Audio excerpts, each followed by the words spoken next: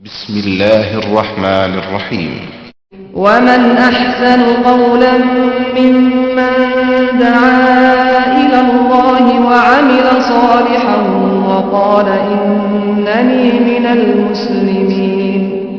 الله رب العالمين والصلاة والسلام على نبينا محمد وآله وأصحابه أجمعين أما بعد فقد قال الله تبارك وتعالى والذين آمنوا أشد حبا لله وكان من دعاء النبي صلى الله عليه وسلم اللهم إني أسألك حبك وحب من يحبك وحب العمل الذي يبلغني حبك اللهم اجعل حبك أحب إلي من نفسي وأهلي ومن الماء البارد.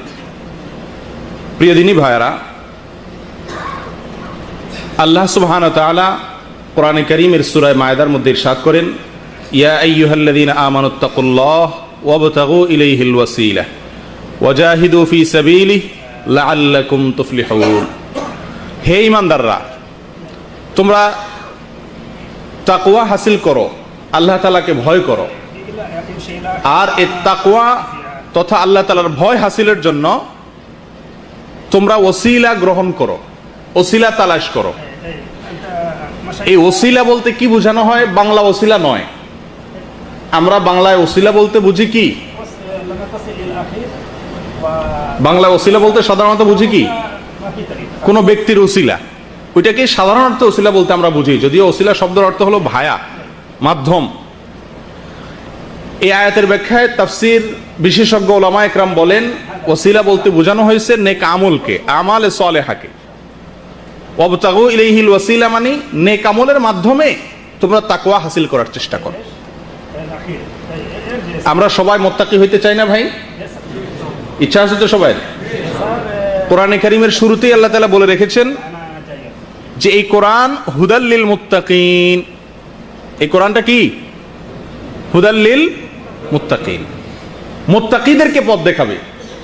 কোরআন যদি আপনাকে পথ দেখাবে, এটা আপনি চান, তাহলে আপনাকে মুত্তাকি হতে হবে। কি হতে হবে? আলহামদুলিল্লাহ আমরা সবাই মুমিন, আমরা সবাই মুসলিম আলহামদুলিল্লাহ, কিন্তু সবাই কি নই? পরিপূর্ণ মুত্তাকি নই। মুত্তাকিও হয়তো, মুত্তাকিরও অনেকগুলো স্তর আছে। তাফসিরে বাইজাবিতে এই আয়াতের ব্যাখ্যায় তাকওয়ার 3টা স্তর উল্লেখ করা হয়েছে। তো মুত্তাকি বলা হয় ওই ব্যক্তিকে যে ব্যক্তি আল্লাহর ভয়ে হারাম কাজসমূহ থেকে বেঁচে থাকে, আল্লাহর নির্দেশসমূহকে ফলো করে চলে। কার ভয়ে? আল্লাহর ভয়ে। তাকে কি বলে? মুত্তাকি। এই তাকওয়া অর্জন করা এটা প্রত্যেক ঈমানদারের জন্য জরুরি, কারণ জান্নাতে যাওয়ার জন্য তাকওয়ার কোনো বিকল্প নাই। তাকওয়া ছাড়া কোনো লোক জান্নাতে যেতে পারবে না। কারণ কোরআনে কারীমে আল্লাহ তাআলা বলেছেন জান্নাত সম্পর্কে, যে জান্নাত আল্লাহ তাআলা প্রস্তুত করেছেন কার জন্য? মুত্তাকিদের জন্য। উইদ্দাত লিল মুত্তাকিন। আল্লাহ তাআলা আমাদের সকলকে মুত্তাকি হওয়ার তৌফিক দান করেন। মুত্তাকিদের মধ্যে সবচেয়ে আফর ক্লাসের মুত্তাকি হওয়ার তৌফিক আল্লাহ তাআলা আমাদেরকে দান করেন। প্রিয় দিনী ভাইরা, মুত্তাকি হওয়ার জন্য আমাদেরকে কি করতে হবে? ওয়াবতাগু ইলাইহিল ওয়াসিলা, আমালে সালেহা বা ভালো কাজ করে করে তাকওয়ার দিকে অগ্রসর হতে হবে। আল্লাহ সুবহানাহু ওয়া তাআলা আয়াতের শেষের দিকে বলেন ওয়াজাহিদু ফি সাবিলি, আল্লাহর পথে, আল্লাহর রাহে, ইবাদতের পথে মুজাহাদা করো, সাধনা করো, কষ্ট করো, তাহলে কি হবে? তোমরা সফল কাম হতে পারবে। প্রিয় দিনী ভাইরা, অতএব আমল এবং ইবাদতের মাধ্যমে আল্লাহ তাআলার তাকওয়া, আল্লাহ তাআলার ভয় আমাদের অন্তরে হাসিল করার চেষ্টা করতে হবে, ঠিক কি না? আল্লাহ সুবহানাহু ওয়া তাআলা আমাদেরকে অনেক নির্দেশ করেছেন, অনেক কাজ থেকে নিষেধ করেছেন। আল্লাহ নির্দেশিত বিষয় বহু, আবার নিষিদ্ধ বস্তুগুলো অনেক। তার ভিতরে বিশেষ কিছু কাজ আছে আল্লাহ তাআলার কাছে একটু বেশি প্রিয়। বিশেষ কিছু কাজ আছে যে কাজগুলো আল্লাহ তাআলার কাছে একটু বেশি পছন্দের। সব আমলই আল্লাহ তাআলা, নেক আমল সবগুলোই আল্লাহ তাআলা করতে বলেছেন, তবে কিছু কিছু নেক আমল আছে যেই নেক আমলগুলো আল্লাহ তাআলার কাছে একটু বিশেষ পছন্দের। কোরআনে কারীমে আল্লাহ সুবহানাহু ওয়া তাআলা বলেন ওয়াল্লাযীনা আমানু আশাদ্দু হুব্বাল লিল্লাহ, আর যারা ঈমানদার, যাদের মধ্যে কি আছে? ঈমান আছে, তারা আল্লাহ তাআলাকে সবচেয়ে কঠিন ভাবে ভালোবাসে, প্রচন্ড ভাবে আল্লাহকে ভালোবাসেন যারা কি? ঈমানদার। ঈমানদাররা আল্লাহ তাআলাকে ভালোবাসতে বাধ্য, এটা ঈমানের সাথে ভালোবাসার অটোমেটিক স্বয়ংক্রিয় একটা সম্পর্ক। যদি আপনার ভিতরে ঈমান থাকে তো আল্লাহর প্রতি আপনার ভালোবাসা অটোমেটিকলি চলে আসবে। যার ভিতরে আল্লাহ তাআলার প্রতি ঈমান যত বেশি, তার ভিতরে আল্লাহ তাআলার প্রতি ভালোবাসাও তত বেশি। প্রিয় দিনী ভাইয়েরা, আল্লাহ সুবহানাহু ওয়া তাআলার প্রতি আমাদের ভালোবাসা অনেক সময় যেভাবে হওয়া দরকার সেভাবে আমরা উপলব্ধি করি না নিজের ভিতর। আমরা স্ত্রীর ভালোবাসা অন্তরে আছে, এটা কাউকে বুঝেই বলতে হয় না। এটা আমার আচার আচরণ কাজকর্ম দেখলেই বোঝা যায়, ঠিক না? আমার সন্তানকে, আমার বাবা মাকে আমি ভালোবাসি, এটা ওয়াজ করে বোঝানো লাগে না। তাদেরকে ভালোবাসা দরকার, এই জিনিসটা কেউ আজ পর্যন্ত শুনছেন যে স্ত্রী, সন্তান, সন্ততি, মা বাবার ভালোবাসা জরুরি, এই কথা ওয়াজ করে কাউকে বুঝাইতে হয়েছে শুনছেন কোনোদিন? স্বয়ংক্রিয়ভাবে কি আসে? মানুষের অন্তরে ভালোবাসা চলে আসে। কিন্তু আফসোসের বিষয়, আল্লাহ সুবহানাহু ওয়া তাআলার প্রতি বান্দার যে ভালোবাসা হওয়া দরকার, সেই ভালোবাসাটা যে মাত্রায় হওয়া দরকার সে মাত্রায় আমাদের কারোর ভিতরেই থাকে না বা নেই। এটা বুঝিয়ে বলতে হয়।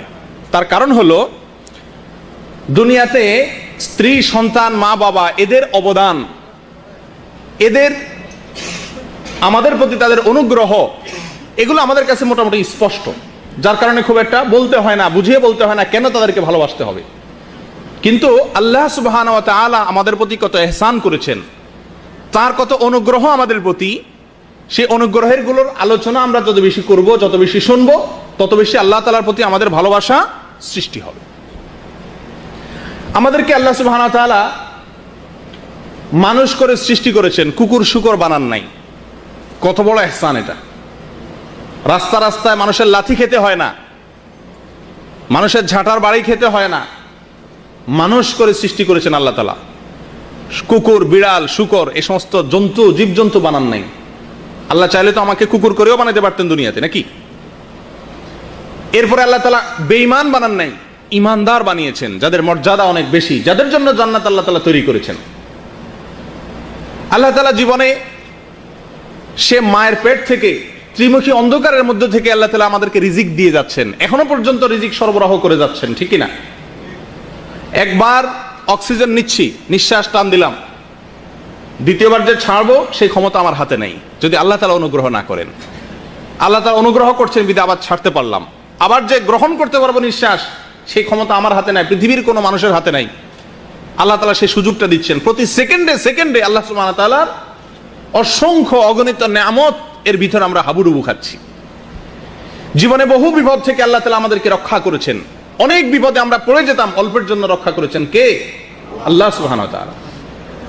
অনেক বিপদে ফেলে, পরীক্ষা করে, ধৈর্য ধারণের মাধ্যমে উন্নত, উচ্চ মর্যাদা, এ গ্রেডের জিপিএ 5 ক্লাসের ইমানদার হওয়ার সুযোগ করে দিয়েছেন। এরা এত অনুগ্রহ যে আল্লাহ তাআলা, তার প্রতি আমাদের ভালোবাসা স্বাভাবিকভাবে আসা উচিত কি উচিত না? আল্লাহর প্রতি ভালোবাসা ইমানদারদের থাকবে। এখন আপনি দেখেন আপনার অন্তরে আল্লাহর প্রতি ভালোবাসা আছে কিনা। যদি থাকে তাহলে আপনি ইমানদার, আর যদি আল্লাহর প্রতি আপনার কোনো ভালোবাসা না থাকে তাহলে আপনি ইমানদার দাবি করতে পারবেন না। কারণ আল্লাহ তাআলা কোরআনে কারীমে বলেছেন, শুধু ভালোবাসা তা নয়, আশাদ্দু হুব্বাল লিল্লাহ ওয়াল্লাযিনা আমানু, আর যারা ইমানদার তারা আশাদ্দু হুব্বাল লিল্লাহ, আল্লাহর প্রতি তাদের ভালোবাসাটা হবে সবচেয়ে প্রগাঢ়, সবচেয়ে কঠিন ভালোবাসা হবে কার প্রতি? আল্লাহর প্রতি।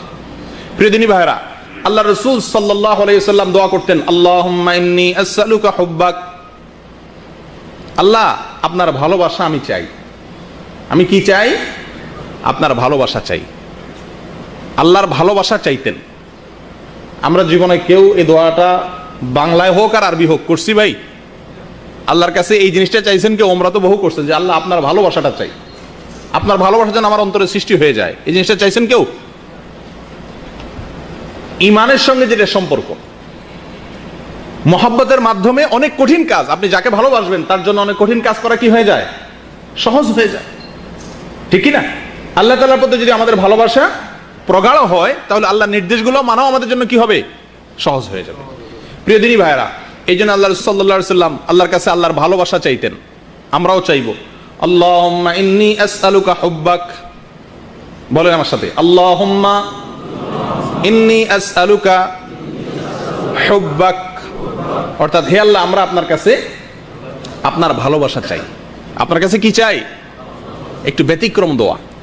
অনেক দোয়াই শুনছেন, একটু ব্যতিক্রম লাগে। আল্লাহর কাছে কি চাই? আল্লাহর ভালোবাসা। আল্লাহ আমি তো নিমক হারাম, আল্লাহ আপনার এত নেয়ামত খাইয়াও আপনার প্রতি ভালোবাসা হয় না। আল্লাহ স্ত্রীকে ভালোবাসি, স্ত্রীর পছন্দের জিনিসটার কথা শুনলে ব্যাকুল হয়ে যায় কখন তার হাতে সেটা সঁপে দেব, উঠিয়ে দেব। কিন্তু আপনাকে ভালোবেসে আপনার পছন্দের জিনিসটার জন্য এতটা ব্যাকুল বা অস্থির হই না। আল্লাহ এটা তো নিমক হারামের দলিল, আর নিমক হারামের ঠিকানা তো জাহান্নাম। এই জন্য আল্লাহ আমি যেন নিমক হালাল হতে পারি, আমি যেন নিমক হারাম না হই, আপনার কাছে আপনার ভালোবাসা চাই। ওয়াহুব্বা মান ইউহিব্বুক, এবং যারা আপনাকে ভালোবাসে, যারা আপনাকে ভালোবাসেন, মুত্তাকি উলামায়ে কেরাম, তাদের প্রতি যেন আমার ভালোবাসা হয়ে যায়, আমার অন্তরে যেন তাদের প্রতি কি হয়ে যায়? ভালোবাসা হয়ে যায়। কারণ ভালো মানুষের সাথে ভালোবাসা হয়ে গেলে আপনিও কি হওয়া, ভালো হওয়াটা সহজ হয়ে যাবে। ওয়াহুব্বাল আমালিল্লাযী ইউবাল্লিগুনি হুব্বাক, এবং ওই আমলের প্রতি ভালোবাসা যেন হয়ে যায়, ওই আমলটার প্রতি আমার টান যেন হয়ে যায়, যে আমলটা আমার অন্তরে আপনার ভালোবাসা সৃষ্টি করে দিবে, যে আমলটা করলে আমি আপনার ভালোবাসা অর্জন করতে পারবো। আয় আল্লাহ, সে আমলটা আমার মাঝে আপনি দান করেন। আল্লাহুম্মা জাআল হুব্বাকা আহাব্বা ইলাইয়া মিন নাফসি ওয়া আহলি ওয়া মিনাল মাইল বারিদ। হে আল্লাহ, আপনার ভালোবাসা আমার মাঝে, আমার নিজের জীবন থেকে, আমার নিজের পরিবার থেকে, এবং প্রচন্ড গরমের দিনে তৃষ্ণার্ত পিপাসার্ত একজন মানুষের কাছে ঠান্ডা শীতল পানি যেরকম প্রিয় হয়, তার চাইতে প্রিয় যেন হন আপনি আমার কাছে। আল্লাহ আমার জীবনের চাইতে যেন আপনি প্রিয় হন হে আল্লাহ, আমার পরিবারের চাইতে আপনি যেন আমার কাছে প্রিয় হন হে আল্লাহ, এবং প্রচন্ড গরমের দিনে শীতল ঠান্ডা পানির চাইতেও যেন আপনি আমার কাছে প্রিয় হন, সেই কামনা করি আল্লাহ। প্রিয় দিনী ভাইরা, এই দোয়াটা কে করতেন? রাসূলুল্লাহ সাল্লাল্লাহু আলাইহি ওয়াসাল্লাম। কেউ মুখস্থ করবেন ইনশাআল্লাহ? মুখস্থ করার ইচ্ছা আছে কারোর? মুখস্থ করবেন তো ইনশাআল্লাহ। হিসনুল মুসলিম নামে একটা বই আছে, আজকে আমরা কিছু নিয়েও আসছি। এই বইতে এই দোয়াটি আছে, এবং ওলামাদের কাছ থেকে বললে তারা লিখে দিবেন, আপনারা এগুলো মুখস্থ করবেন এবং দোয়াটা পড়বেন। আল্লাহ তাআলা আমাদের সকলকে আল্লাহ তাআলার মহব্বত দান করেন। প্রিয় দিনী ভাইয়েরা, আল্লাহর প্রতি শুধু নয়, দুনিয়ার যে কারোর প্রতি মানুষ যখন ভালোবাসে, যে কাউকে যখন মানুষ ভালোবাসে, তখন তার পছন্দের কাজগুলো মানুষ অটোমেটিকলি করার চেষ্টা করে। যেহেতু আমরা ইমানদার এবং আমাদের অন্তরে আল্লাহ তাআলার ভালোবাসা আছে অল্প হলেও, সেহেতু আমাদের জন্য উচিত আল্লাহর প্রিয় আমলগুলো তালাশ করা, ঠিক না? যে আল্লাহ তাআলা কোন আমলগুলোকে বেশি ভালোবাসেন। আমি আমার সন্তানকে ভালোবাসি, সেজন্য সন্তানের কোন জিনিসটা বেশি প্রিয় ওটা তালাশ করে বের করি। ঠিক এইভাবে আল্লাহর প্রতি যেহেতু ইমানের সূত্রে আমাদের ভালোবাসার সম্পর্ক আছে, আমরা আল্লাহকে ভালোবাসি, সেজন্য আল্লাহ সুবহানাহু ওয়া তাআলার প্রিয় কাজগুলো কি কি সেগুলো সম্পর্কে আমাদের জানা দরকার। কোরআনে কারীমে আল্লাহ তাআলার পছন্দের অনেক কাজের কথা আল্লাহ তাআলা বলেছেন।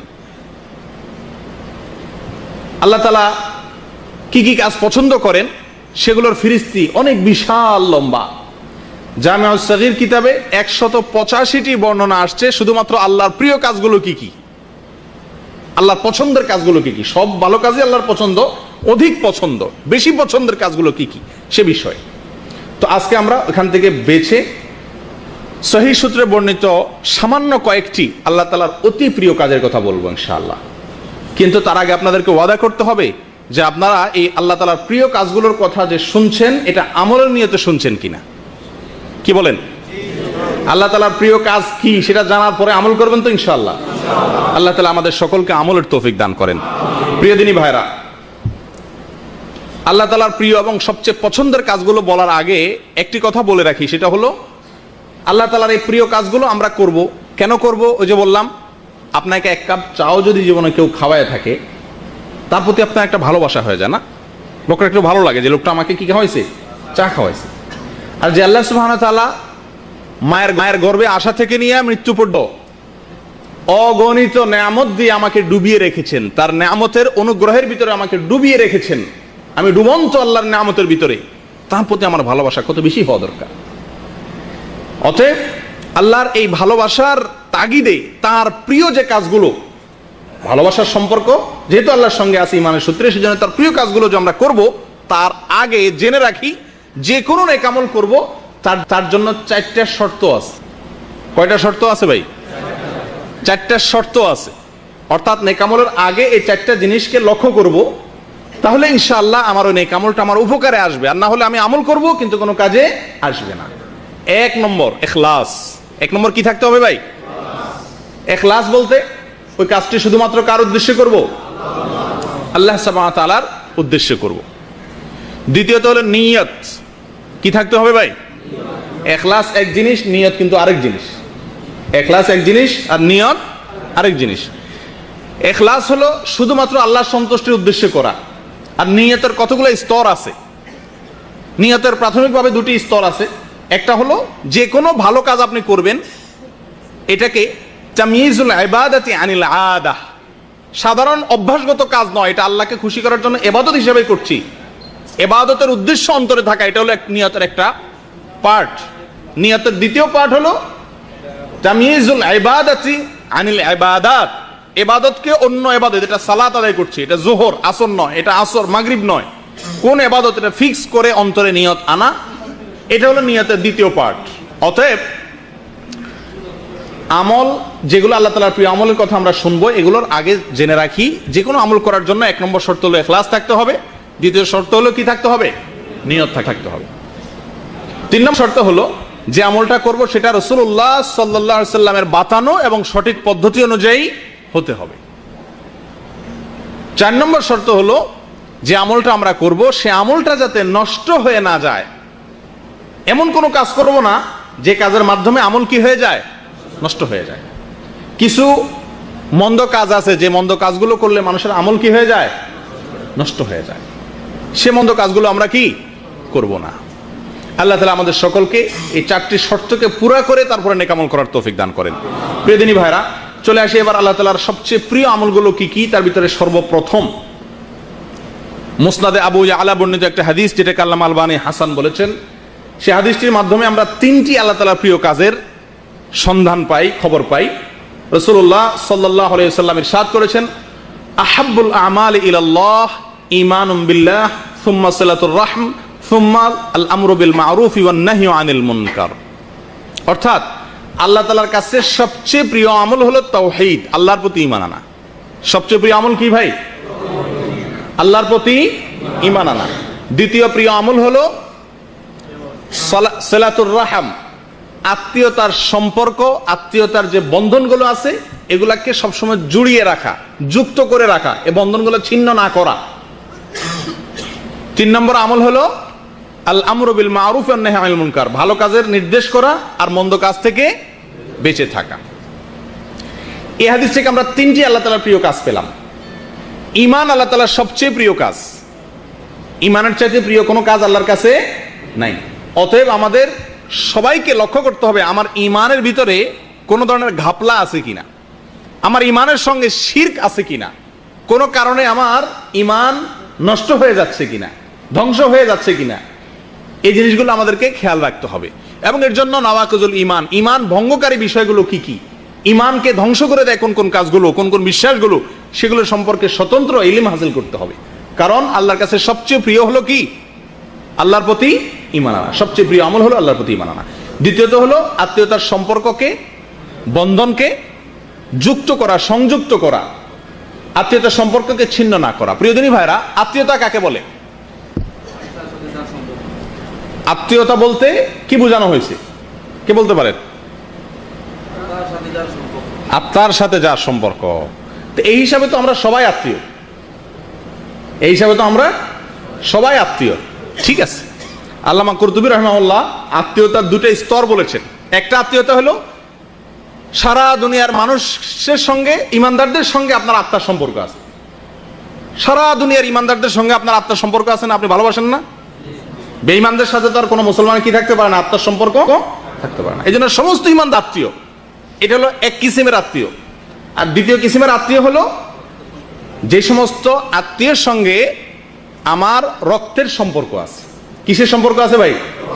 রক্তের সম্পর্কিত আত্মীয় কারা? রক্ত সম্পর্কীয় আত্মীয় হলো বাবা এবং মা। বাবার সম্বন্ধীয় যারা এবং মায়ের সম্বন্ধীয় যারা, তারা হলেন রক্ত সম্পর্কীয় আত্মীয়। বাবার সম্বন্ধীয় আত্মীয়ের মধ্যে বাবার রক্ত যাদের শরীরে আছে, যেমন চাচা, ফুফু, চাচাতো ভাই, ফুফাতো ভাই না, কারণ ফুফাতো ভাই কি ফুফার আরেক পুরুষের, দাদা দাদি ইত্যাদি। অনুরূপভাবে মায়ের দিক থেকে গেলে মা, খালা, মামা, নানা, নানি, এরা। আচ্ছা, আমাদের কাছে, আমাদের বাংলাদেশি সমাজের কথা বলছি আমি, আত্মীয় বলতে এ ক্লাসের আত্মীয় মনে করা হয় কাদেরকে? এ ক্লাসের একেবারে সবচেয়ে গুরুত্বপূর্ণ মেহমান কে ভাই? শ্বশুর বাড়ির লোকজন। কথা ঠিক কিনা? শ্বশুর বাড়ির লোকজন সবচেয়ে গুরুত্বপূর্ণ আত্মীয় না? শ্বশুর বাড়ির লোকজন সবচেয়ে গুরুত্বপূর্ণ আত্মীয় হয়ে গেছে আমাদের কাছে।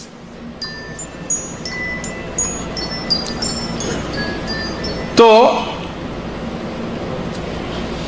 এরা কি আত্মীয়তার যে দুইটা সংজ্ঞা বলা হয়েছে এর ভিতরে পড়ে? আত্মীয়, ওইটাকে আত্মীয় বলা হয়। সেহরি সম্পর্কে আত্মীয় বলা হয় ফেকার ভাষায়, অর্থাৎ এটা মূল আত্মীয় না। স্ত্রীর সঙ্গে যতদিন সম্পর্ক আছে ততদিনের জন্য একটা সাময়িক আত্মীয়, যতদিন সম্পর্ক আছে ততদিন।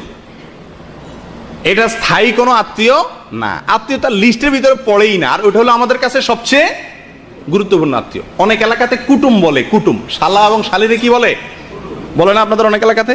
কুটুম শব্দের অর্থ জানেন আপনারা অনেকে ভাই? কুটুম মানে কি? কুটুম শব্দটা বাংলা, এর অর্থ কি? অতিথি, মেহমান। মানে মেহমান বলতেই বোঝানো হয় কাকে? আপনি অন্য কোনো মানুষকে কুটুম বলা হয় না। অনেক এলাকাতেই আছে কুটুম আসছে বা কুটুম বাড়ি গেছি, এই কুটুম বলতে বোঝানো হয় সাধারণত শালা শালিকে, যারা আত্মীয়তার লিস্টে থার্ড, কয় ক্লাসে? বাপের গোষ্ঠী, মায়ের গোষ্ঠী, এরপরে যায় থার্ড ক্লাসে। যায় থার্ড ক্লাসের আত্মীয় হলো আমাদের কাছে কি ফার্স্ট ক্লাসে। আরেকটা জিনিস হলো ফার্স্ট ক্লাসের আত্মীয় হলো বাবার গোষ্ঠী। আপনারা বেশিরভাগ মানুষ আমার সাথে একমত হবেন, আমাদের সমাজে দুঃখজনকভাবে বেশিরভাগ ইমানদারেরা আমাদের বাবার গোষ্ঠীর সাথে সম্পর্ক ততটা ভালো থাকে না যতটা মায়ের গোষ্ঠীর সাথে সম্পর্ক ভালো থাকে। কথা ঠিক না ভাই? ঠিক। চাচাতো ভাইয়ের সাথে সম্পর্ক বেশি ভালো থাকে না মামাতো ভাইয়ের সাথে থাকে? খালাতো ভাই, মামাতো ভাই, এদের সাথে সম্পর্ক বেশি ভালো থাকে নাকি ফুফাতো চাচাতো ভাইয়ের সাথে সম্পর্ক ভালো থাকে? কি বলেন? ফুফাতো এবং চাচাতো এই ভাইগুলোর সাথে যত সম্পর্ক থাকে তার চাইতে বেশি ঘনিষ্ঠ সম্পর্ক থাকে কিসের সাথে? মামাতো ভাইরে ঠিকই ফোন দেন, খালাতো ভাইরে ফোন দেন, কিন্তু ফুফাতো ভাইয়ের খোঁজ খবর নেওয়া হয় না। এটাই বেশিরভাগ লোকের অবস্থা। চাচা এবং ফুফু এদের সঙ্গে ততটা আন্তরিকতা আমাদের নাই যতটা আন্তরিকতা মামু অথবা খালার সঙ্গে আছে। এটা শরীয়তে আত্মীয়তার যে সিরিয়াল দিচ্ছেন, এই সিরিয়ালের গুরুত্ব না বোঝার কারণে হয়েছে।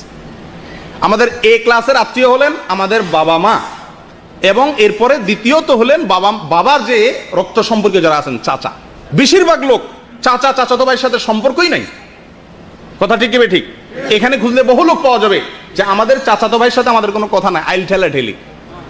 আর চাচার জন্য হাদিয়া তোফা নেওয়া এটা আমরা জানিই না। ফুফু ওই বেচারিরে বিয়ে দিয়ে দিছে, বছরে 2 বছরে 10 বছরে একবার যাওয়াও কঠিন হয়ে পড়ে, ফোন পর্যন্ত করা হয় না। এটা রীতিমতো একটি হারাম কাজ। যদি সম্পর্ক ছিন্নের পর্যায়ে চলে যায় কবিরা গুনাহ। জেনে রাখবেন কোরআনে কারিমে আল্লাহ সুবহানাহু ওয়া তাআলা যেই অপরাধের শাস্তি হিসাবে ইরশাদ করেছেন যে আল্লাহ তাআলা আমাদেরকে অন্ধ করে দিবেন, বধির করে দিবেন, সে অপরাধটি হলো আত্মীয়তার সম্পর্ক ছিন্ন করা। রাসূলুল্লাহ সাল্লাল্লাহু আলাইহি সাল্লাম বলেছেন লাআনাল্লাহু কাতিআর রাহিম, আত্মীয়তার সম্পর্ক যারা ছিন্ন করে তাদের প্রতি আল্লাহর গজব নাজিল হয়, আল্লাহর লানত নাজিল হয়। আপনি এখানে ওয়াজ শুনে কি লাভ হবে? আল্লাহর গজব নাজিল হওয়ার কাজ করে আছেন, ওয়াজ শুনে কোনো ফায়দা হবে না। অন্য হাদিসে আসছে রাসূলুল্লাহ সাল্লাল্লাহু আলাইহি সাল্লাম ইরশাদ করেছেন যে ব্যক্তি আত্মীয়তার সম্পর্ক ছিন্ন করে সে জান্নাতে প্রবেশ করবে না। ছিন্ন করলে এখানে একটু বুঝতে হবে, যোগাযোগ না করা এক জিনিস, ছিন্ন করা আরেক জিনিস। ছিন্ন করা বলতে যে কোনো কারণে, যত যুক্তিসঙ্গত কারণই থাকুক না কেন, চাচাতো ভাইয়ের সাথে আমার কোনো যোগাযোগ নেই, ছিন্ন করে ফেলছি, চিনি না তোরে, চাচাকে চিনি না, মাকে চিনি না, বাবাকে চিনি না, সম্পর্ক ছিন্ন করে ফেললাম। এই অবস্থা যদি আমার মৃত্যু এসে যায়, আল্লাহ না করেন, আমি যদি এটাকে পুনরায় জোড়া দেওয়ার আগে আমি দুনিয়া থেকে চলে যাই, তো জাহান্নামী হিসাবে দুনিয়া থেকে যেতে হবে। আল্লাহ তাআলা আমাদেরকে হেফাজত করেন। তাহলে আত্মীয়তার সম্পর্ক জোড়া দেবো তো ইনশাআল্লাহ। যারা এই প্রবাসে থাকার কারণে, নানা কারণে, সম্পদের কারণে হোক, জমি জমার কারণে হোক, আত্মীয়ের লিস্টে যাদের নাম আছে তাদের সঙ্গে আমাদের সম্পর্ক নষ্ট হয়ে গেছে, তারা সম্পর্কগুলোকে পুনঃস্থাপন করব ইনশাআল্লাহ। করবো তো? আজকেই তওবা করে নেন যে এই হারাম কাজ নিয়ে আমি দুনিয়া থেকে যাব না, এই হারাম কাজ থেকে আমি ফিরে আসব। বেশি কিছু করতে হবে না, অন্তত তাদের সঙ্গে সালাম বিনিময়, তাদের কল্যাণ কামনা করা এবং তাদের যে কোনো কিছুতে তাদের ভালো এবং মঙ্গল চাওয়া, স্বাভাবিক সম্পর্ক রাখা। যদি খুব বেশি মাখামাখি করতে গেলে অসুবিধা হয়, দরকার নেই মাখামাখি করার, স্বাভাবিক সম্পর্কটা অন্তত রাখতে হবে। বিশেষ করে চাচা এবং ফুফু, এই অবহেলিত দুটি সম্পর্ক। বিদেশ থেকে যাওয়ার সময় আপনারা প্রত্যেকেই কম বেশ শালা শালিরে ফোন করে ঠিকই জিজ্ঞান কি আনবো তোমার জন্য, ঠিক না? ছোট ভাই বোনদেরকে কয়জনে জিজ্ঞাসা করেন? এর মাত্রা খুবই কম। শালা শালির সামনে লাগেজ নিয়ে খুলে বলেন তোমার যেটা মনে চায় নাও, ঠিক না? আর ছোট ভাই বোনদের দিয়ে বলেন এটা তোর জন্য আনছি, ধর, আর হাত দিবি না কিছু। শ্বশুর বাড়ি গেলে আরে আমার মতো মিষ্টি, মানে কথা দিয়া মুখ দিয়ে মনে হয় যে চিনির বস্তা বাইরে শ্বশুর বাড়িতে, ঠিক না? আর বাবার বাড়িতে আসলে কি মা কি বাপ কি ভাই কি বোন সবার সাথে চরম ছেঁচড়ার মতো আচরণ করি আমরা, ঠিক না? ঠিক। এগুলো সবগুলো আত্মীয়তার সম্পর্ক পুনঃস্থাপন করা, মজবুত করা, সুদৃঢ় করার আসমানি যে নির্দেশ, আল্লাহর প্রিয়তম আমলগুলোর মধ্যে থেকে একটি আমলকে আমরা লঙ্ঘন করে চলি। তওবা করবো তো ইনশাআল্লাহ। আল্লাহ তাআলা আমাদের সকলকে আত্মীয়তার সম্পর্ককে স্থাপন করার তৌফিক দান করেন। আল্লাহ তাআলা যে সিরিয়ালে যাকে যতটা গুরুত্ব দিয়েছেন সেই সিরিয়ালে ততটা গুরুত্ব দেওয়ার তৌফিক দান করেন। মামুর গোষ্ঠীর চাইতে বাপের গোষ্ঠীর আত্মীয়তা বেশি মজবুত, এক নম্বরের, ওইটাকে গুরুত্ব বেশি দেওয়ার তৌফিক দান করেন। আর শ্বশুরবাড়ির গোষ্ঠীর আত্মীয় থার্ড ক্লাসের, এটা ম্যাডামকে বলার দরকার নাই, আপনি নিজের ভিতরে রাখেন যে এটা কোন ক্লাসের? থার্ড ক্লাসের। থার্ড ক্লাসের আত্মীয়কে আমি ফার্স্ট ক্লাসের মর্যাদা দিলে এটা জুলুম হবে। এটা কি হবে? জুলুম হবে। প্রিয় দিনী ভাইরা, আল্লাহ তাআলার প্রিয় আমলগুলোর মধ্যে থেকে হাদিসে যেটা আসছে আরেকটা হলো আমরে বিল মারুফ নাহি আনিল মুনকার, ভালো কাজের আদেশ আর অসৎ কাজের বাধা প্রদান। আমার আগে আমাদের শেখ এজাজুল হক সাহেব, আমাদের শেখ আব্দুল্লাহ আল হাদি বলছিলেন এই বিষয়ে মোটামুটি কিছু কথা এসে গেছে। আমরা অনেকেই ভালো কাজ নিজে করি কিন্তু অন্যকে বলি না। আমরা আসার সময় দেখেছি আমাদের বহু স্বদেশী ভাইয়েরা আড্ডা মারছেন, বসে আছেন, দাঁড়িয়ে আছেন। আপনি আসার সময় কয়জন মানুষকে ধরে বলেছেন ভাই চলো আল্লাহর কিছু কথা শুনি, নিজের জীবনকে গঠন করি, জান্নাতের যাওয়ার কিছু উপায় নিজের জন্য অবলম্বন করি, আবিষ্কার করি, চলো দিনের মজলিসে যাই, ইসলাম শিখি? কয়জনকে আমরা আহ্বান করছি? আমার সামনে অন্যায় কাজ হয়, আমরা কয়জনে বাধা দেই? বিশেষ করে আজকের এই যুগটা চলছে চরম স্বার্থপরতার যুগ, মানুষ সময় আত্মকেন্দ্রিক। আমরা সবাই কি হয়ে গেছি? আত্মকেন্দ্রিক হয়ে গেছি। একজন কোনো অন্যায় কাজ করলে আমরা বলি যে আমার দরকার কি? এটা কি স্মার্টনেস বলা হয়? আত্মকেন্দ্রিক হয়ে গেলাম, কাউকে নিয়ে ভাবলাম না। ইসলাম এই নির্দেশ দেয় না। আল্লাহ তাআলার প্রিয় কাজগুলোর ভিতরে একটা হলো সৎ কাজের আদেশ দেওয়া, আর অন্যায় কাজ থেকে কি দেওয়া? বাধা দেওয়া। অন্যায় কাজ থেকে বাধা দেওয়ার মতো যদি শারীরিক শক্তি আপনার না থাকে, হাত দিয়ে যদি বন্ধ করার শক্তি না থাকে, তাহলে মুখ দিয়ে বলবেন। মুখ দিয়েও যদি বলার শক্তি না থাকে, অন্তত অন্তর থেকে ওইটাকে পরিবর্তনের পরিকল্পনা করবেন, ঘৃণা করবেন। এটা ঈমানের সর্বনিম্ন স্তর। অতএব আল্লাহ তাআলার প্রিয় কাজের ভিতরে এটা একটা মনে রাখবেন, সৎ কাজের আদেশ দেওয়া। আপনি একা সালাত আদায় করেন, জি না, আপনার রুমের ভাইদেরকে ডেকে সালাতে আনতে হবে। আপনি একা দিনী প্রোগ্রামে আসছেন, না এটা ঠিক নয়। আপনার আশেপাশের যে সমস্ত ভাইরা আছেন তাদেরকেও আপনি ডেকে আল্লাহর পথে আনতে হবে। আপনি একা ভালোভাবে চলেন, আপনার পরিবারকে বলেন না, জি না, তা হবে না। তাহলে সৎ কাজের আদেশ আমাদের জীবনের প্রত্যেকটা স্তরে ফিট করতে হবে। এখানে যদি কেউ আপনাকে বলে, কেউ যদি আপনাকে ভালো কাজের কথা বলতে গেলে, আমাদের কিছু অ্যালার্জি আছে আমাদের দেশি ভাইদের, আপনি যদি একটা মানুষকে বলেন ভাই এই গুনার কাজটা করিও না, তো সঙ্গে সঙ্গে আপনার প্রতি একটা আক্রমণ ছুড়ে দিবে। কি বলবে? যে আরে কবে ফেরেশতা হয়ে গেছো মিয়া, নিজের চরকা তেল দাও, এই কথাগুলো বলবে না? তখন আপনি কি বলবেন? আপনার কি জবাব হবে তখন? কি করতে হবে তখন? এরকম খারাপ কোনো কথা বললে তখন কি করতে হবে? ধৈর্য ধারণ করতে হবে। কি করতে হবে ভাই? এই জন্য উলামা একরাম লিখেছেন এই আয়াতের ব্যাখ্যায়, তিনটা কাজ করা দরকার। সৎ কাজের আদেশ আর অসৎ কাজের বাধা প্রদানের জন্য কয়টা কাজ করা দরকার? তিনটা। মনে রাখবেন তো। নাম্বার 1, ইলম হাসিল করা। কি করতে হবে? সৎ কাজের আদেশ অসৎ কাজের বাধা প্রদানের আগে এই কাজটা করতে হবে। আপনি যেই কাজের নির্দেশ করবেন ওই কাজটা সম্পর্কে আপনার নিজের আগে কি থাকতে হবে? ধারণা থাকতে হবে। আপনি জানেন না, আন্দাদুন্দা ভাবে মানুষকে বলা শুরু করছেন ইসলামের কথা, অনেকেই করে, কিন্তু যেটা বলছেন যেটুকু জানেন ওইটুকু বলবেন, যেটা জানবেন না ওইটা বলতে যাবেন না। ধারণা করে কোনো কিছু বলতে যাবেন না। কথা বুঝে আসছে? 1 নম্বর, আমর বিল মারুফ নাহি আনিল মুনকারের আগে যে কাজটা করতে হবে সেটা হলো ইলম হাসিল করতে হবে। কি করতে হবে? আর ইলম হাসিল হওয়ার জন্য এই মজলিস, ইলম হাসিল হওয়ার জন্যই এই মসজিদে সাপ্তাহিক দর্স হয়, মাসিক প্রোগ্রাম হয়, ইসলামিক সেন্টারগুলো বই পুস্তক বিতরণ করে, জুমার সময় খুতবা হয়। এই সবগুলো আমাদেরকে কি করানোর জন্য? ইলম হাসিল করানোর জন্য। ইলম হাসিল করতে হবে আগে। আর যখন আমর বিল মারুফ নাহি আনিল মুনকার করবেন, ঠিক ওই মুহূর্তে একটা জিনিস লাগবে, সেটা হলো কি? নম্রতা। আপনি কাউকে যখন ভালো কাজের নির্দেশ করবেন, দাওয়াত দিবেন, তখন আপনার ভিতরে কি থাকতে হবে? আমরা অনেকেই কিন্তু ভালো কাজের কথা বলি, কিন্তু বলার ভাষাটা এমন সিরিয়াস হয় যে আল্লাহর বান্দারে বলবো, সে কিসের কবুল টবুল করবে, উল্টে আরো বিগড়ে যায়। ঠিক না? এই বেটা নামাজ পড়স না, ইমান নাই, বেঈমান,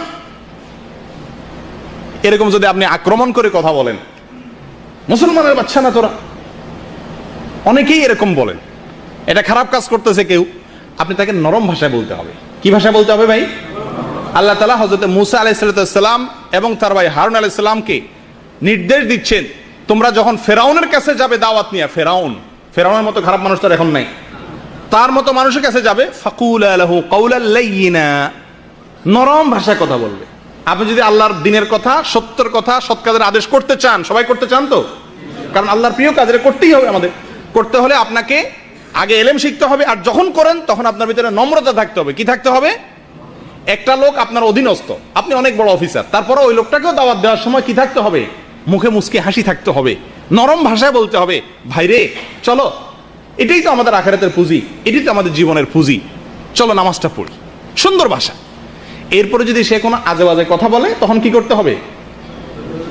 ঘাড় ফিরাইয়া তার দিকে ঘাড় মোটা করে না তাকাইয়া সবর করতে হবে। কি করতে হবে? তাইলে সৎ কাজের আদেশ, অসৎ কাজের বাধা প্রদান করতে হবে, কারণ আল্লাহর প্রিয় আমল। করবেন তো ইনশাআল্লাহ? এখন থেকে রুমে কোনো অন্যায় কাজ দেখেন বলবেন, কোনো কাজ জায়গায় কোনো অন্যায় কাজ দেখেন বলবেন, স্বার্থপর হবেন না, আত্মকেন্দ্রিক হবেন না। বলার একটা ফায়দা আছে ভাই, বলার ফায়দাটা বলবো। ফুটবল যখন ওয়ালের দিকে মারে, সবার আগে যে মারে তার দিকে আসে, ঠিক না? চেয়ারম্যান মেম্বাররা ইলেকশন করেন আমাদের দেশে। চেয়ারম্যান মেম্বারদের 2 রকমের লোক থাকে, এক হলো ভোটার আর একটা হলো ক্যাম্বাসার। 2 পদের লোক থাকে না? কিছু লোক আছে ওনাকে ভোট দিবে, ওনাকে সমর্থন করে, এর দুর্বাস। আর কিছু লোক আছে কিন্তু ভোট না, ওনার কি করে বেড়ায়? ক্যাম্বাস করে বেড়ায়, অর্থাৎ ওনার কর্মী। যারা ওই চেয়ারম্যান সাহেবের ক্যাম্বাস করে বেড়ায়, তাদের সাথে আর ভোটারের মধ্যে একটা পার্থক্য আছে। পার্থক্যটা হলো, সাধারণ ভোটার যে আমি আমার পছন্দের একজন চেয়ারম্যানকে আমি ভোট দেবো, আমার কাছে কিন্তু সব চেয়ারম্যানরাই দাওয়াত নিয়ে আসবে, আসবে না? সবাই এসে আমাকে দাওয়াত দিবে, ভাই আমার ভোটটা দিয়েন, ঠিক না? যে ক্যাম্বাসার, তার কাছে কিন্তু ভুলেও কেউ দাওয়াত নিয়ে যাবে, কারণ সবাই জানে এ তো সিলমারা, অমুকের লোক, কর্মী, ওই লোকের ওই দলের নেতা, আসে তার কাছে কেউ যাবে, ভাই আমাদেরকে ভোট দিয়েন। আল্লাহ তাআলার পথে আপনি যখন অন্যকে আহ্বান করবেন, শয়তান এবং আপনার মন্দ যে দুনিয়ার মানুষ শয়তান যারা আপনাকে খারাপ পথে আহ্বান করত, আপনার এই গুণটা থাকার কারণে অনেক খারাপ কাজ থেকে আল্লাহ তাআলা আপনাকে রক্ষা করবেন। অটোমেটিকলি তারা আপনাকে আহ্বান করতে আসবে না। ও এই লোক, এই তো মতুয়া, এর কাছে কি বলবো আর, কি বলেন? কথা ঠিক কি ঠিক? প্রিয় দিনী ভাইয়েরা, সৎ কাজের আদেশ এবং অসৎ কাজের বাধা প্রদান আল্লাহর প্রিয় কাজগুলোর একটা। করবেন তো ইনশাআল্লাহ? জি। আল্লাহ তাআলা আমাদের সকলকে আল্লাহ যেভাবে পছন্দ করেন সেভাবে করার তৌফিক দান করেন। দ্বিতীয় যে হাদিসটি আমরা বলবো আল্লাহ তাআলার প্রিয় আমলের মধ্য থেকে, সেটা হলো সহিহ বুখারী এবং মুসলিমে আসছে, রাসূলুল্লাহ সাল্লাল্লাহু আলাইহি ওয়াসাল্লাম ইরশাদ করেছেন, আহাব্বুল আমালি ইলাল্লাহি আস-সালাতু লিওয়াক্তিহা সুম্মা বিররুল ওয়ালিদাইন সুম্মাল জিহাদু ফি সাবিলিল্লাহ। এই হাদিসে 3টা আমল আসছে। 1 নম্বর আমল হলো সময় মতো সালাত আদায় করা, সময় মতো সালাত আদায় করা, 5 ওয়াক্ত সালাতকে সময় মতো আদায় করা। অন্য রাওয়ায়াতে আসছে লি আউয়ালি ওয়াক্তিহা, ওয়াক্তের ভিতরে মনে করেন যোহরের ওয়াক্ত 2 ঘন্টা টাইম থাকে, এর ভিতরে প্রথম ওয়াক্তে একেবারে ওয়াক্ত হওয়ার সঙ্গে সঙ্গে প্রাথমিক ওয়াক্তে নামাজ আদায় করা, এটা আল্লাহ তাআলার কাছে প্রিয়। এটা আল্লাহ তাআলার কাছে কি? আমরা অনেকে হয়তো সালাত আদায় করি, কিন্তু প্রথম ওয়াক্তে আদায়টা হয় না। আর বিশেষ করে একটা কথা আমি বলতে বাধ্য, সেটা হলো আমাদের মা বোনরা যারা দেশে আছেন, আমার যতটুকু জানা, ভুল হইতে পারে, আমি যতটুকু জানি সেটা হলো আমাদের দেশে মা বোনরা প্রায় সকলে ইল্লা মাশাআল্লাহ, 1000 ভিতরে 2-1 বেঁচে আছেন কিনা জানি না, দিনদার যারা 5 ওয়াক্ত নামাজ আদায় করেন, ওনারাও আউয়াল ওয়াক্তে নামাজটা পড়েন না। এটা মা বোনদের ভিতরে রোগটা বেশি। ওই মনে করেন বাসা বাড়ির কাজ, রান্না বাড়ার কাজ, বাচ্চা কাচ্চা আছে, এগুলো সব সাইরা জামা কাপড় ধুইয়া, গা গোসল ধুইয়া তারপরে কি করবে? জোহর পড়বে। জোহর পড়তে দেখা যায় আসর আজানের কাছাকাছি হয়ে যায়। এই অবস্থা আপনাদের বাসা বাড়িতে হয় কিনা জানি না, আমার বাসা বাড়িতে হয়। বহু বলতে হয়েছে আমার আত্মীয় স্বজনদেরকে, মা বোনদেরকে, আপনাদের বাসা এরকম হয় না? বিশেষ করে মহিলাদের মধ্যে এই রোগটা আমাদের দেশে অনেক বেশি, যে আউয়াল ওয়াক্তে নামাজ পড়া মহিলা খুঁজে পাওয়া খুব দুষ্কর হয়ে যায়। তাদেরকে শিখাবেন আপনার কাজের মাঝখানে যদি আজান হয়ে যায়, সব কাজ রেখে চুলা কমিয়ে দিয়ে ওযু করে আগে নামাজটা পড়ে নেন। তাদের ভিতরে একটা ওয়াসওয়াসার ব্যারাম, সেটা হলো যে না, গোসল না করে নামাজ পড়বো না। তো গোসল কাজ আগে শেষ করতে হয়, কাজ শেষ করে গোসল করতে করতে দেখা যায় 3টা বেজে যায়, জোহর নামাজ আদায় করা হয়ে ওঠে না। বিশেষ করে জোহর এবং আসরের মধ্যে এই গাফলতিটা প্রচন্ড পরিমাণে হয়, ঠিকই ঠিক না? এটা আমাদের সকলের দায়িত্ব তাদেরকে সচেতন করা, সাবধান করা, যে বলবেন আল্লাহর প্রিয় আমলের মধ্যে একটা হলো আউয়াল ওয়াক্তে নামাজ আদায় করা। আর প্রবাসেও আমাদের বহু ভাইরা আছেন যারা যে কোনো কারণেই হোক নামাজকে পিছিয়ে দেন, একটু দেরিতে পড়েন। আপনাদের মধ্যে আছে কি নাই?